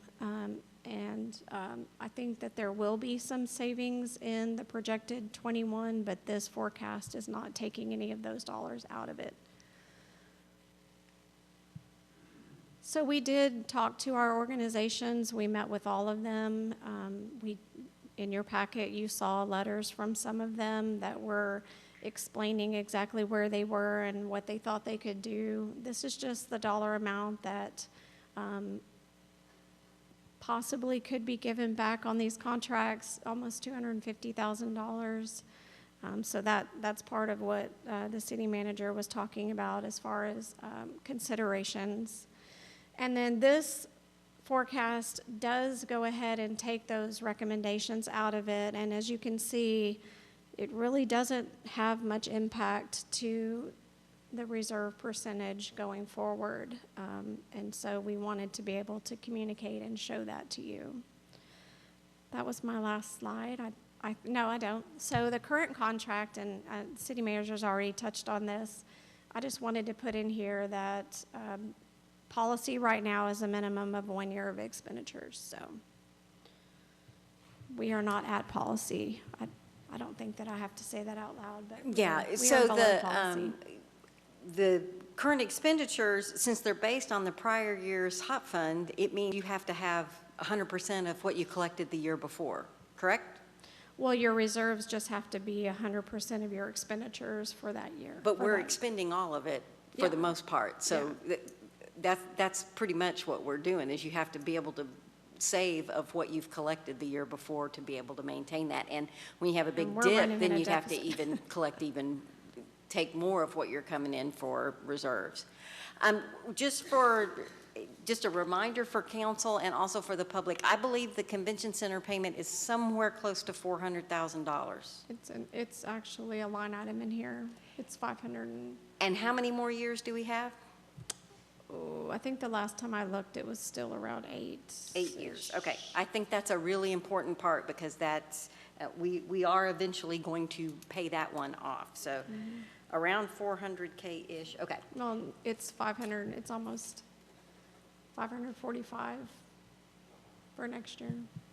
And it's safe to assume, because you are who you are, that we have refinanced that and have that interest rate down as low as we possibly can. So this last refunding we did does have an effect on this, and so we will be putting those numbers in. I mean, change in a large amount, but yes, these have actually been refunded a couple of times to get them down to the most current interest rate. Okay, again, just to make sure that council and the public's aware that, yes, that's a debt, and we're being as diligent as we can with those tax dollars to make sure we minimize those. Okay, so of the 237,000, and I want to make sure everybody's kind of on the same page, because not everyone's dug through the letter. The 237,000 is, to my understanding, is really two big items. It's a music festival for 75,000, correct? And I don't know, Susan, maybe if I say something wrong, Susan will jump up, but it's the music festival for 75,000, which has historically been in May, and my understanding is scheduled for the fall, because we didn't know if we would be able to do it in May.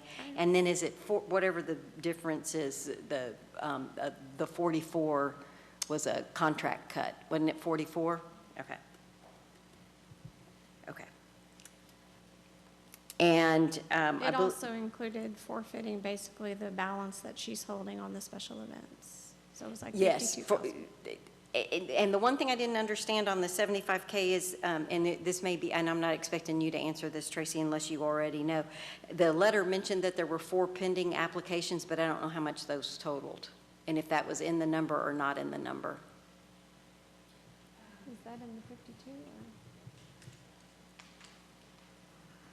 The 4 pending applications that we have exceed the 75,000 completely. They're looking for roughly 125,000. So if we had the 52,000, we would take that amount and we would look at each event that we have an application for and see where we can't fund them all at 100%. So we would rate them based on the amount of money that we had left, And which of is the those 4 52,000. applications, when would the events be for the 4 pending applications? It would be this summer into the fall.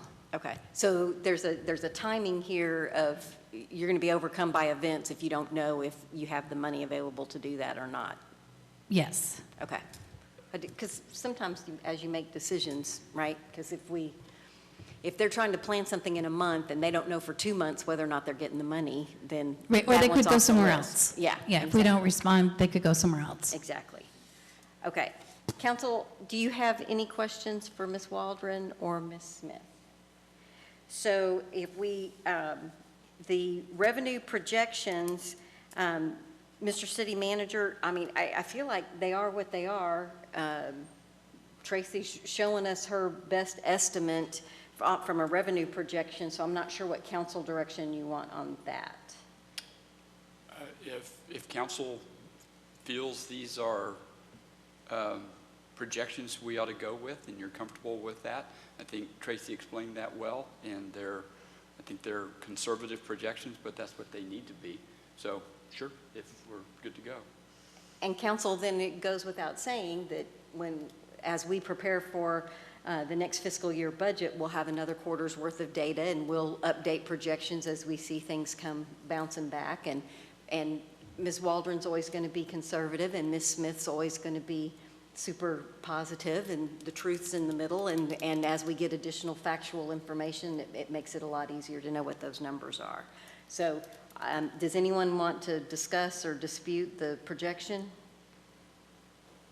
Looks like, okay, so we're done with number 1. Number 2, visit Bastrop allocation and the function of the actual hot funds collected. One of the things that, well, I may save that for later. So, Mr. City Manager, for the visit Bastrop allocation, is it really a discussion of the 237,000? Is that really where we are? Well, I think those subjects are connected to each other.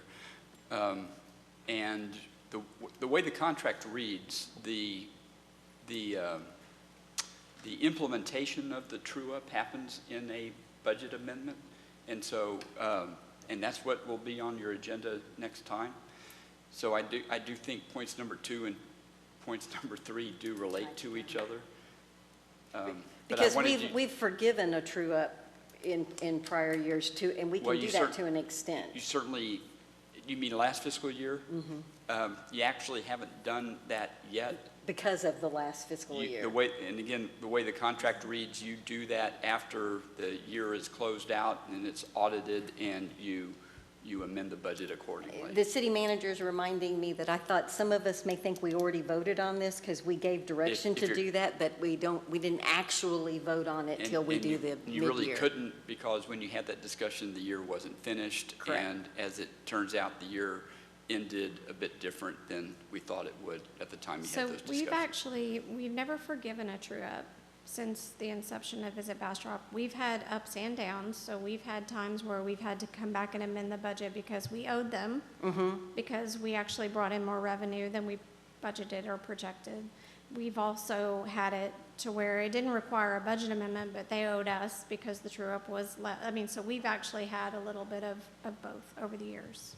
But council had a discussion in the middle of the pandemic of saying we don't want to pull the legs out from under Visit Bastrop. We want it to be successful. Right. And so they didn't need to plan for the dire projections that we had at the time. Okay. So and I guess, Mr. City Manager, your point is in the potential savings, then that lets Ms. Waldron know what to bring us back in the budget amendment. That's exactly right. Okay.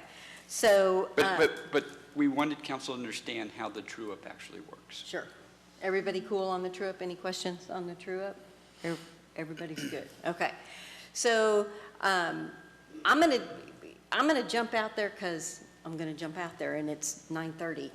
On the $10,740 for community assets, when we're talking about $2 million in income, and we are seeing that they have got programs planned, and that is every one of the essential assets that we've heard present tonight, I'm willing to say keep your $10,740 and you guys go do the great work that you've been doing. Is anybody opposed to that? Any questions, Mayor Pro Tem Nelson? Wholeheartedly agree. And now's not the time to take our foot off the gas on the efforts that they put forward. And $10,000 is, I hate to say it, is somewhat budget dust to us, perhaps an overall budget scheme, but to them it's vitally important. Exactly. Councilmember Jackson? Yeah, I agree, because all the wonderful things that those groups are doing are going to contribute to the prosperity of our community. And so the $10,000, I think, is not that much to really worry about. It's, you know, it's an amount, but the good that they're doing in the community, I think, should be noted. And so I think it's good to keep that. Excellent. We're in violent agreement. So the community assets are getting their $10,740, and it's really important for the public to understand that is hotel occupancy tax. This is not tax dollars that we're talking about. So go forth and do great things. If you were in one of those assets and that's all you really wanted to hear, you can leave. It's 9:30. So for the $237,000, that's a hunk of change for everyone. I believe it's down to 237. Let's talk about what's in the 237. It's the 75, the 44, and what else? 66,000 in payroll protection. Okay, and you got that, right? Yes, ma'am. So to me, yep, you got to use that. Yes, absolutely. Okay, so really, we're talking about 75 and 44. Yes, ma'am. Let's talk about the little one first, the 44. What is that? Tell briefly. That is our public relations budget for the remainder of the year. There is absolutely no guarantee that they are going to allow us to cancel that contract. This will have been the second time that we will have asked to cancel that contract. So they may say, sure, we'll let you out, but we'll just give you a credit for next year, which Gotcha. isn't going to help us. Okay, So, well, let's have a conversation about that first. Councilmember Ennis? Question for you. If this is going to be the second time we're going to back out of it, what chances are that they will allow us to contract with them again? Because they've done a good job for us in the past, as I understand it. they've done an outstanding job, and that's a very good question. You know, I can't say, but the likelihood of them wanting to contract with us again is probably very slim. Thank you. Okay, the other question I have for you is how much do you have in reserves? We have 5 months of operating cash without any additional income. So you it's could around, take the 44 out of your reserves. if we take the 44 out of our reserves, that would shorten our operating cash, and we would have to terminate an employee. We don't have reserves. We have operating cash. So we can be in a business for 5 months. Okay, I thought that you had reserves set aside. We have 100,000 that we agreed to use this year. Okay. And so that's all the cash we have, is Okay. 400,000. Okay. So that's for 5 months worth of business.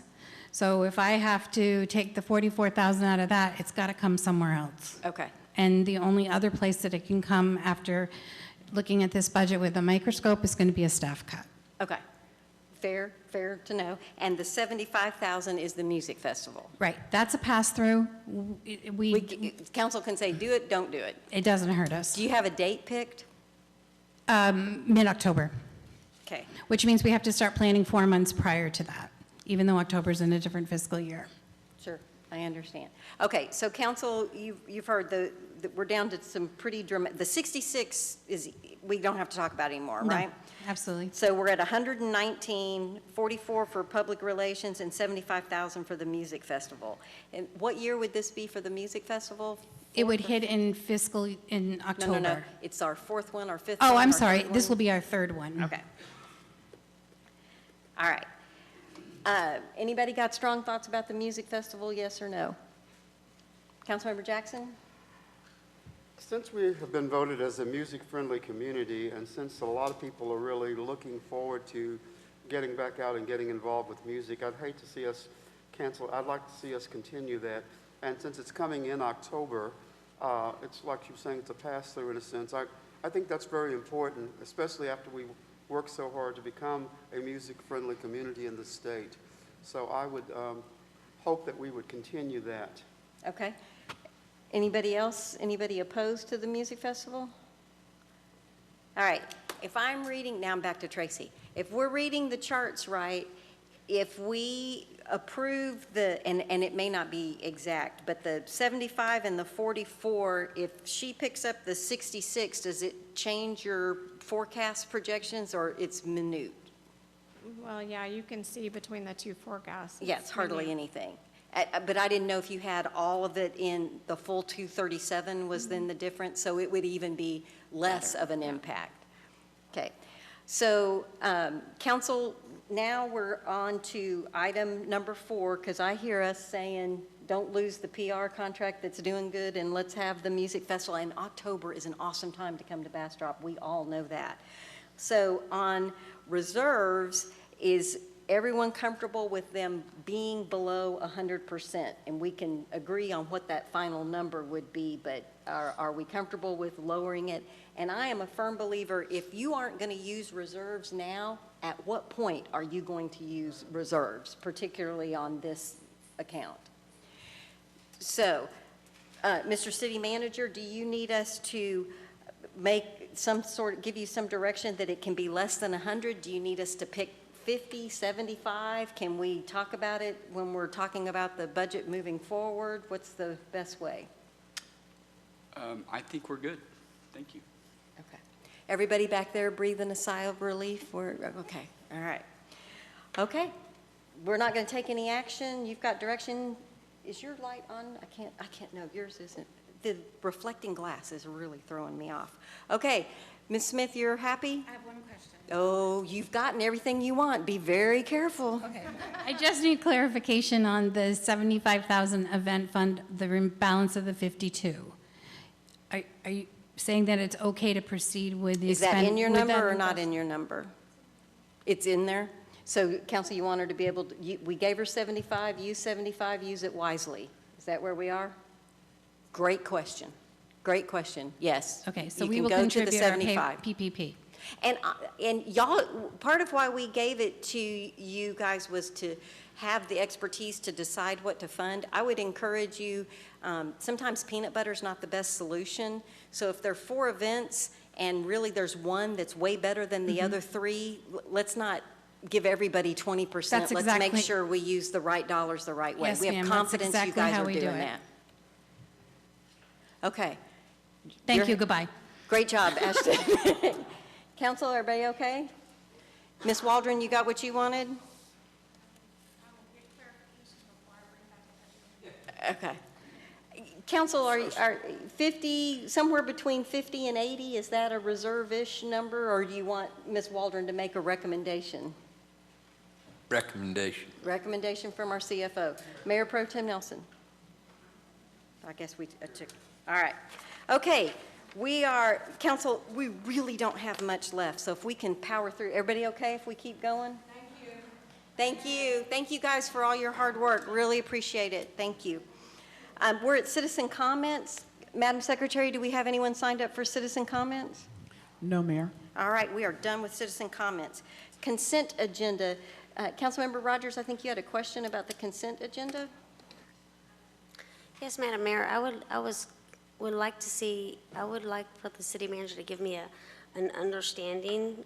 I mean, I kind of get the concept, but the question was asked to me, how come there was things on the consent agenda that they didn't see that come in front of council before?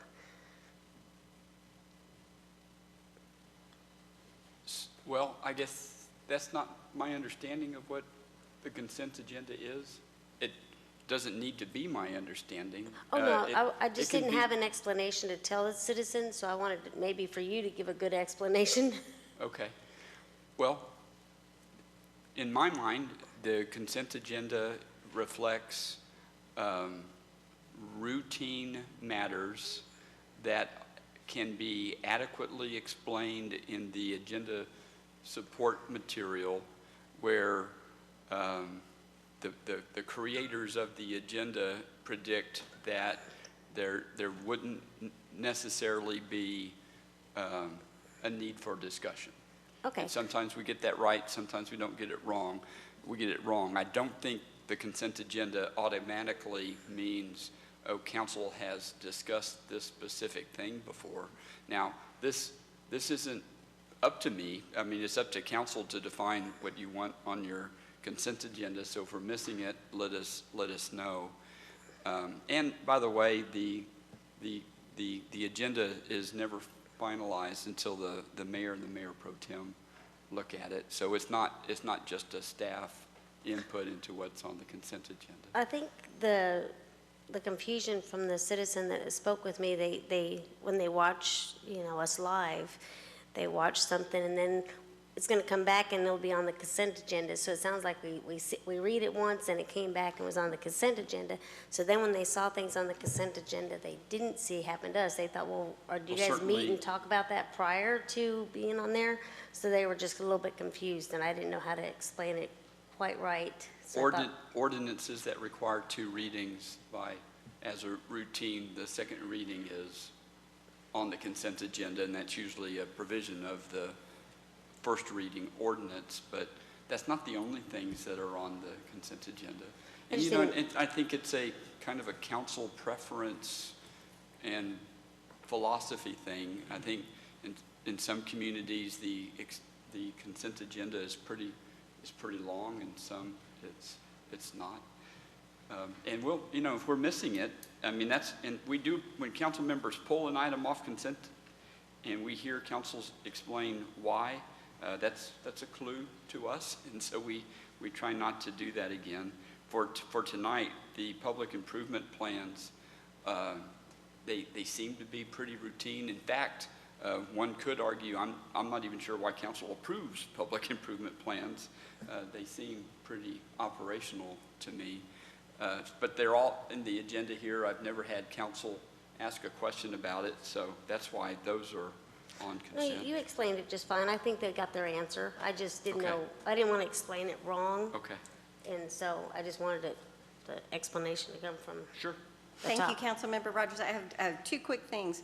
One, good thing to remind the public that part of our process is anybody can pull something from consent, so council can do it, or if you're in the audience and you want something pulled from consent, you can do that if you want to hear some additional discussion about it. And then the other thing is to remind folks that you may recall that we used to approve final plats, and it would be you can't reject this if they have met all the criteria. So we would be reading items that we couldn't vote no on. That's something that pretty easily goes to a consent agenda. And these public improvement plans are kind of in place of the final plat. So I just wanted to make that clarification. Councilmember Ennis? To Councilmember Rogers' point, this council, as long as I've sat on it, has made a great effort for transparency. And up to your coming, Mr. Hoffman, we didn't put things like this on the consent agenda. We went through the normal process of individual consideration. So I think it's good that we're having this discussion, because I think there have been quite a few comments about, why are y'all sticking stuff on the consent agenda? And to that point, I think it's good for us to have had this conversation, because it's, we don't want to appear like all of a sudden we're abrogating our duty to have transparency on this council. I do want to say, I agree that there's additional items on here, but to Mr. Hoffman's point, Mayor Pro Tem Nelson and I meet with them weekly, and it's part of our justification is like a final plat that was already going to be a yes, trying to do it for efficiency's sake. I don't think that the citizen was complaining. They just wanted Just clarification. an explanation. Yes, I Yeah. don't think they were griping about it in any way. I don't think they were asking for a change. They just wanted an explanation. Okay. And they're not second guessing you all. It's just that all of a sudden it was done differently, and it wasn't done the way we've been doing it, and there was no explanation about it. So that was the concern. I mean, y'all can make those decisions, but actually that's a decision that we all need to talk about, and now we're talking about it finally. But you, just clarifying, you can always pull anything off of consent. I understand that. Excellent. I'm just talking about the folks out there. We Sure. know that, but they don't. Okay. Mayor Pro Tem Nelson? Well, full disclosure, it was my suggestion or recommendation that we put these on the consent agenda, because in my mind, it's merely validating the actions of our planning and zoning people who have already approved this through a public hearing, and we're merely validating their actions. Am I correct, Mr. City Manager, on that? Oh, that's correct. These have been to P&Z, yes, sir. So it was, in reviewing that, I thought, well, to expedite our meeting, which we knew was going to be long, I suggested we put this on the consent agenda. And so if the onus falls on anybody, it falls on me. Councilmember Jackson? I remember when we didn't have consent agendas, and because of the length of time that we were spending on every item, we came up with the idea, like other cities had done with consent agendas, and it wasn't that we were trying to get rid of transparency, it was just for the expediency of the meeting and to make sure that we were covering things that needed to be taken care of that were going to be generally in consensus. And so I don't have a problem with what we've done, as long as it's not something that's greatly controversial. It's something that we're going to vote on probably in the affirmative anyway. So I'm very much in favor of that. And it does, since our meetings in the past have been able to go on and on and on, this consent agenda has been a time saver, and it's been a better way of having efficiency when you're doing public business. Thank you, Councilmember Jackson. Councilmember Rogers? Actually, I just wanted a definition. I apologize. I pull out my request of understanding why they're on there, because I have gotten everything from defending for putting it there to why it's on there. I just wanted a clarification. So I apologize, and I withdraw my request for a qualification. Well, I think it's good we talked about it in an open forum so people out there know why we're doing it the way we're doing it. Okay. With that, does anyone want to pull anything from the consent agenda? No, I was just going to say, I mean, unless there's more discussion, I'd like to move that we...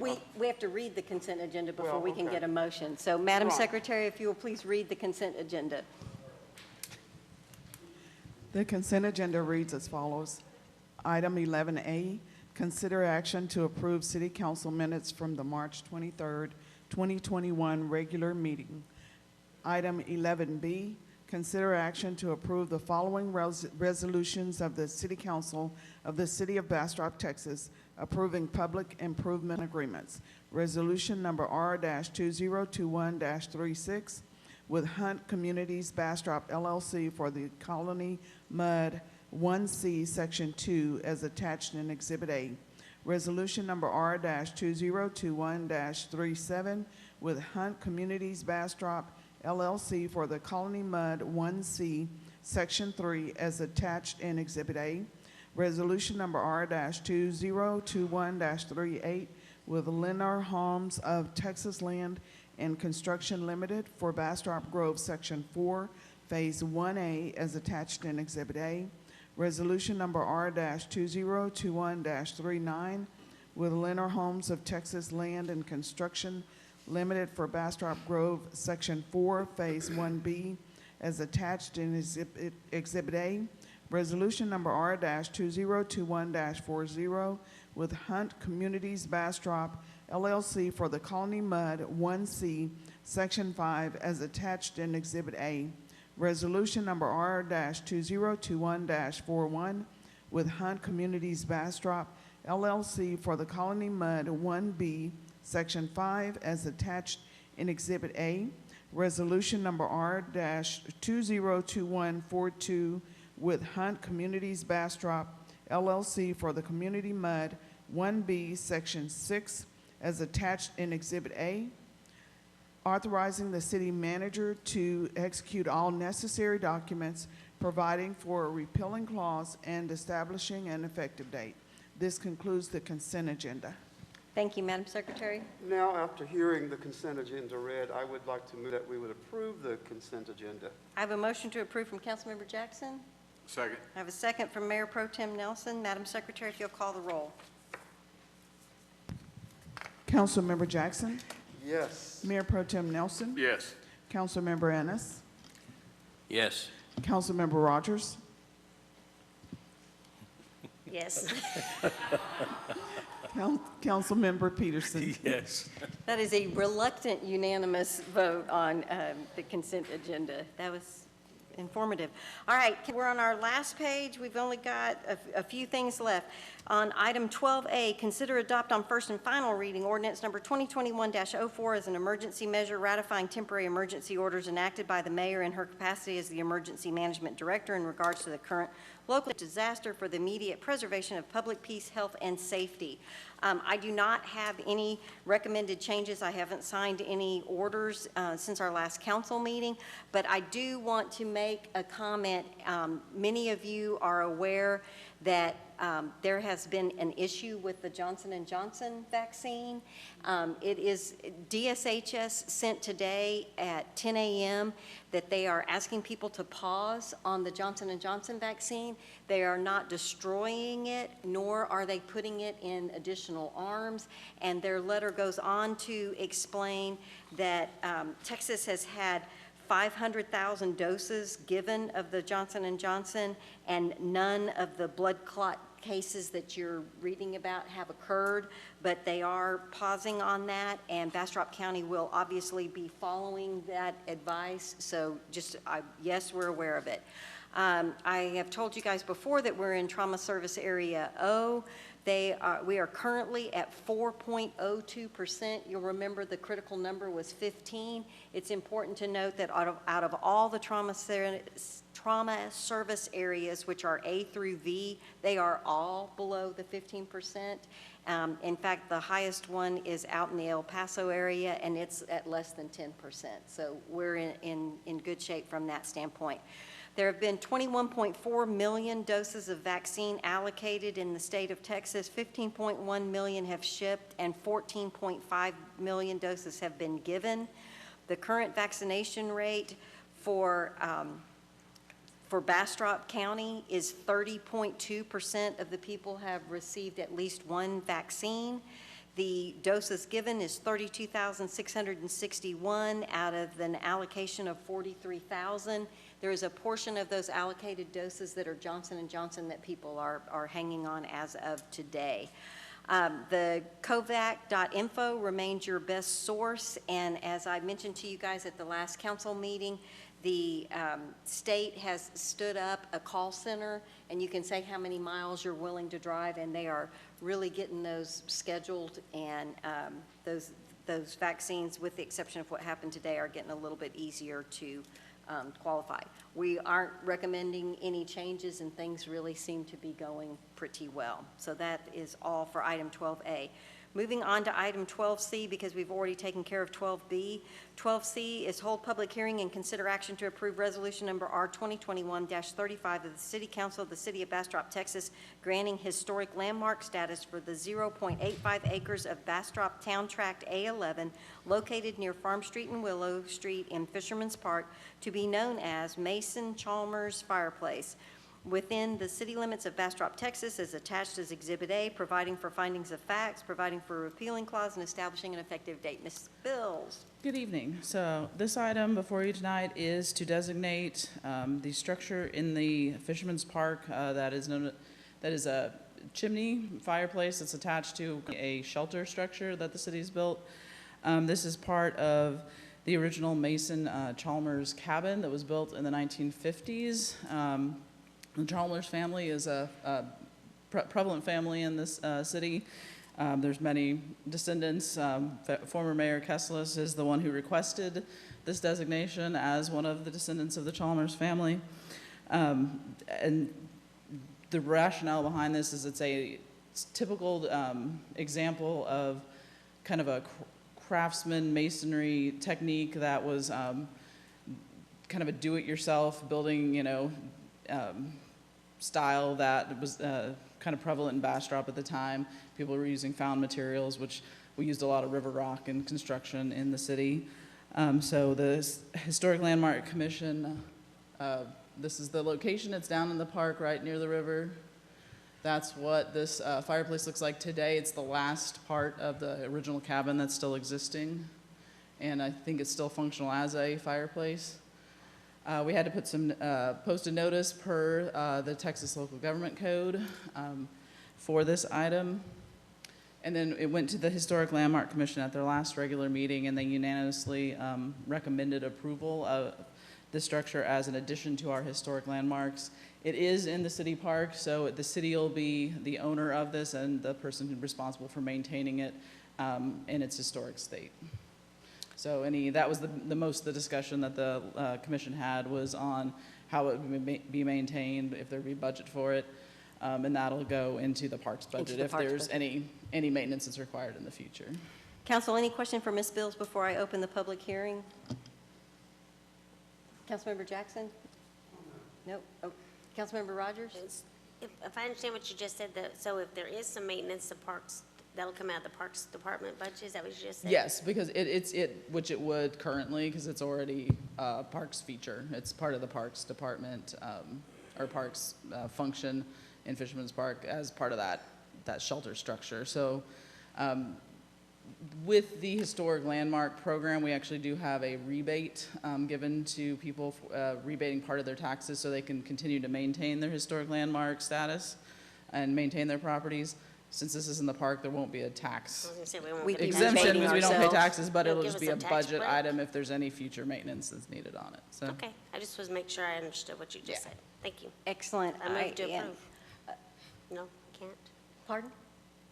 Yeah, not yet. Got to open a public hearing. So I'm officially opening the public hearing. Madam Secretary, do we have anybody signed up for the public hearing? No, Mayor. We're officially closing the public hearing. And since Councilmember Ennis is the Historic Landmark Commission liaison, I thought he might want to make a motion. I move to approve. And I'll second. I have a motion to approve from Councilmember Ennis and a second from Councilmember Jackson. Since it's in the parks and I'm the park liaison, I'd like to help that out. Absolutely.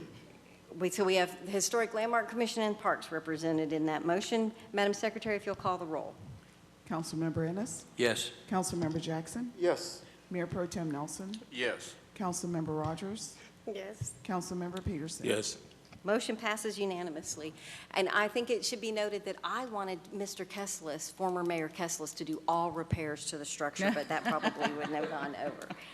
All right, moving on to item 12D, consider action to approve resolution number R 2021-43 of the City Council of the City of Bastrop, Texas, confirming appointments by the mayor of Robbie Sanders to place 1 and Brian Witten to place of the Fairview Cemetery Advisory Board as required in Section 3.08 of the city's charter and establishing an effective date. Both Robbie and Brian are well-known in the community. They've expressed interest in being in the cemetery board. There's a lot going on with the cemetery, and I am respectfully requesting your approval of these appointments. In deference to our liaison to the cemetery board, Mr. Peterson, I move for approval. Second. I have a motion from Mayor Pro Tem Nelson, and a second from Councilmember Ennis. And Mr. Peterson has stepped off the dais. I'm sure that he would be fine with it. But Madam Secretary, if you will call the roll. Mayor Pro Tem Nelson? Yes. Councilmember Ennis? Yes. Councilmember Jackson? Yes. Councilmember Rogers? Yes. Wait, we're going to be slow because in 2 seconds we're going to let Councilmember Peterson vote.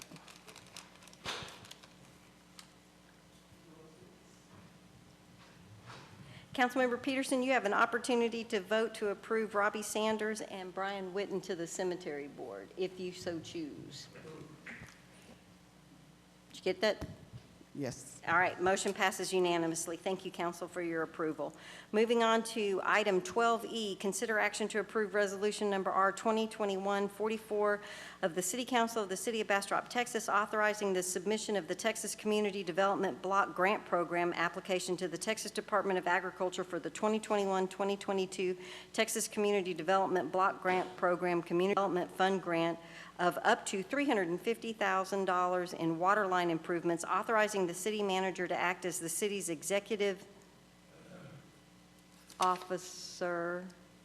I think it's city manager or mayor, because I got a new resolution. Right. And authorized representative to all matters pertaining to the city's participation in the community development block grant program, providing for a repealing clause and establishing an effective date.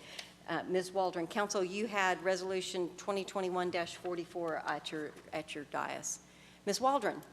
Yes, and we already had it in the body of the resolution. It included the mayor and the city manager. We just didn't have it in the title, so for clarification, we added it to the title.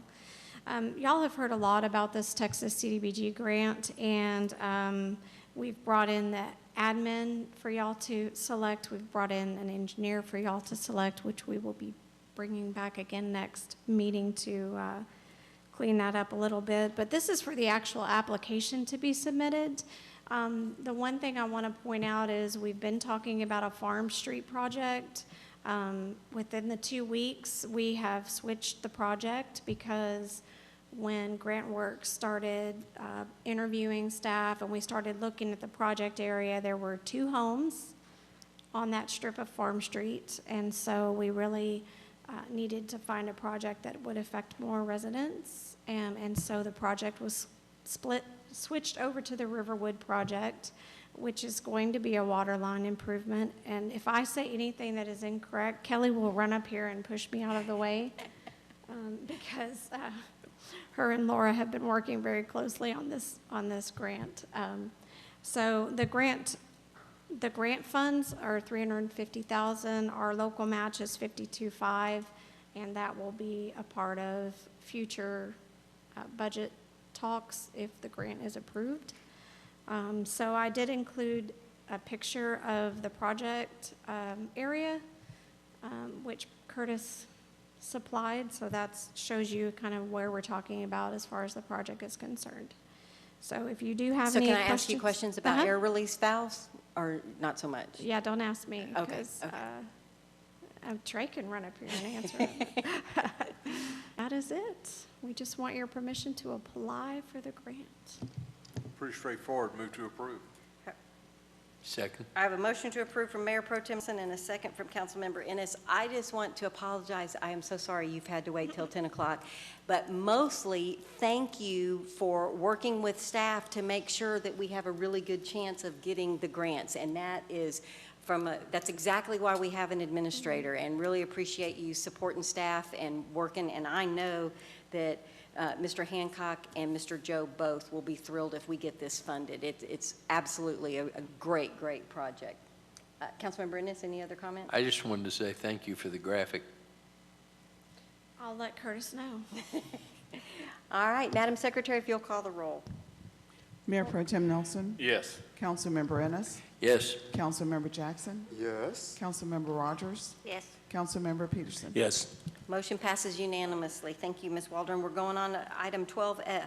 Consider action to approve adoption of a citizen participation plan and a citizen complaint procedure attached as Exhibit A to be followed during application for and implementation of Texas Community Development Block Grant Program projects under the Texas Department of Agriculture. Ms. Waldron. This would probably have been a great one for the consent agenda, but since we already had the application on it just made sense to put them together. So this is just, it's a requirement of the grant, and we have to adopt this plan. And if you have any questions, Kelly could probably address them more than I could. Move for approval. I have a motion to approve from Councilmember Jackson. Second. A second from Councilmember Ennis. Is there any further discussion?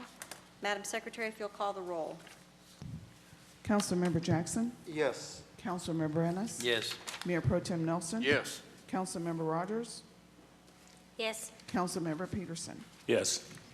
Thank you, Council. The motion passes unanimously, which brings us to our last page, item 14. Councilmember Peterson. Thank you, Mayor. Motion to adjourn. 10:06. I have a motion to adjourn from Councilmember Peterson and a second from Councilmember Rogers. It is 10:06, and we are adjourned. Thank you, Council. Be safe going home.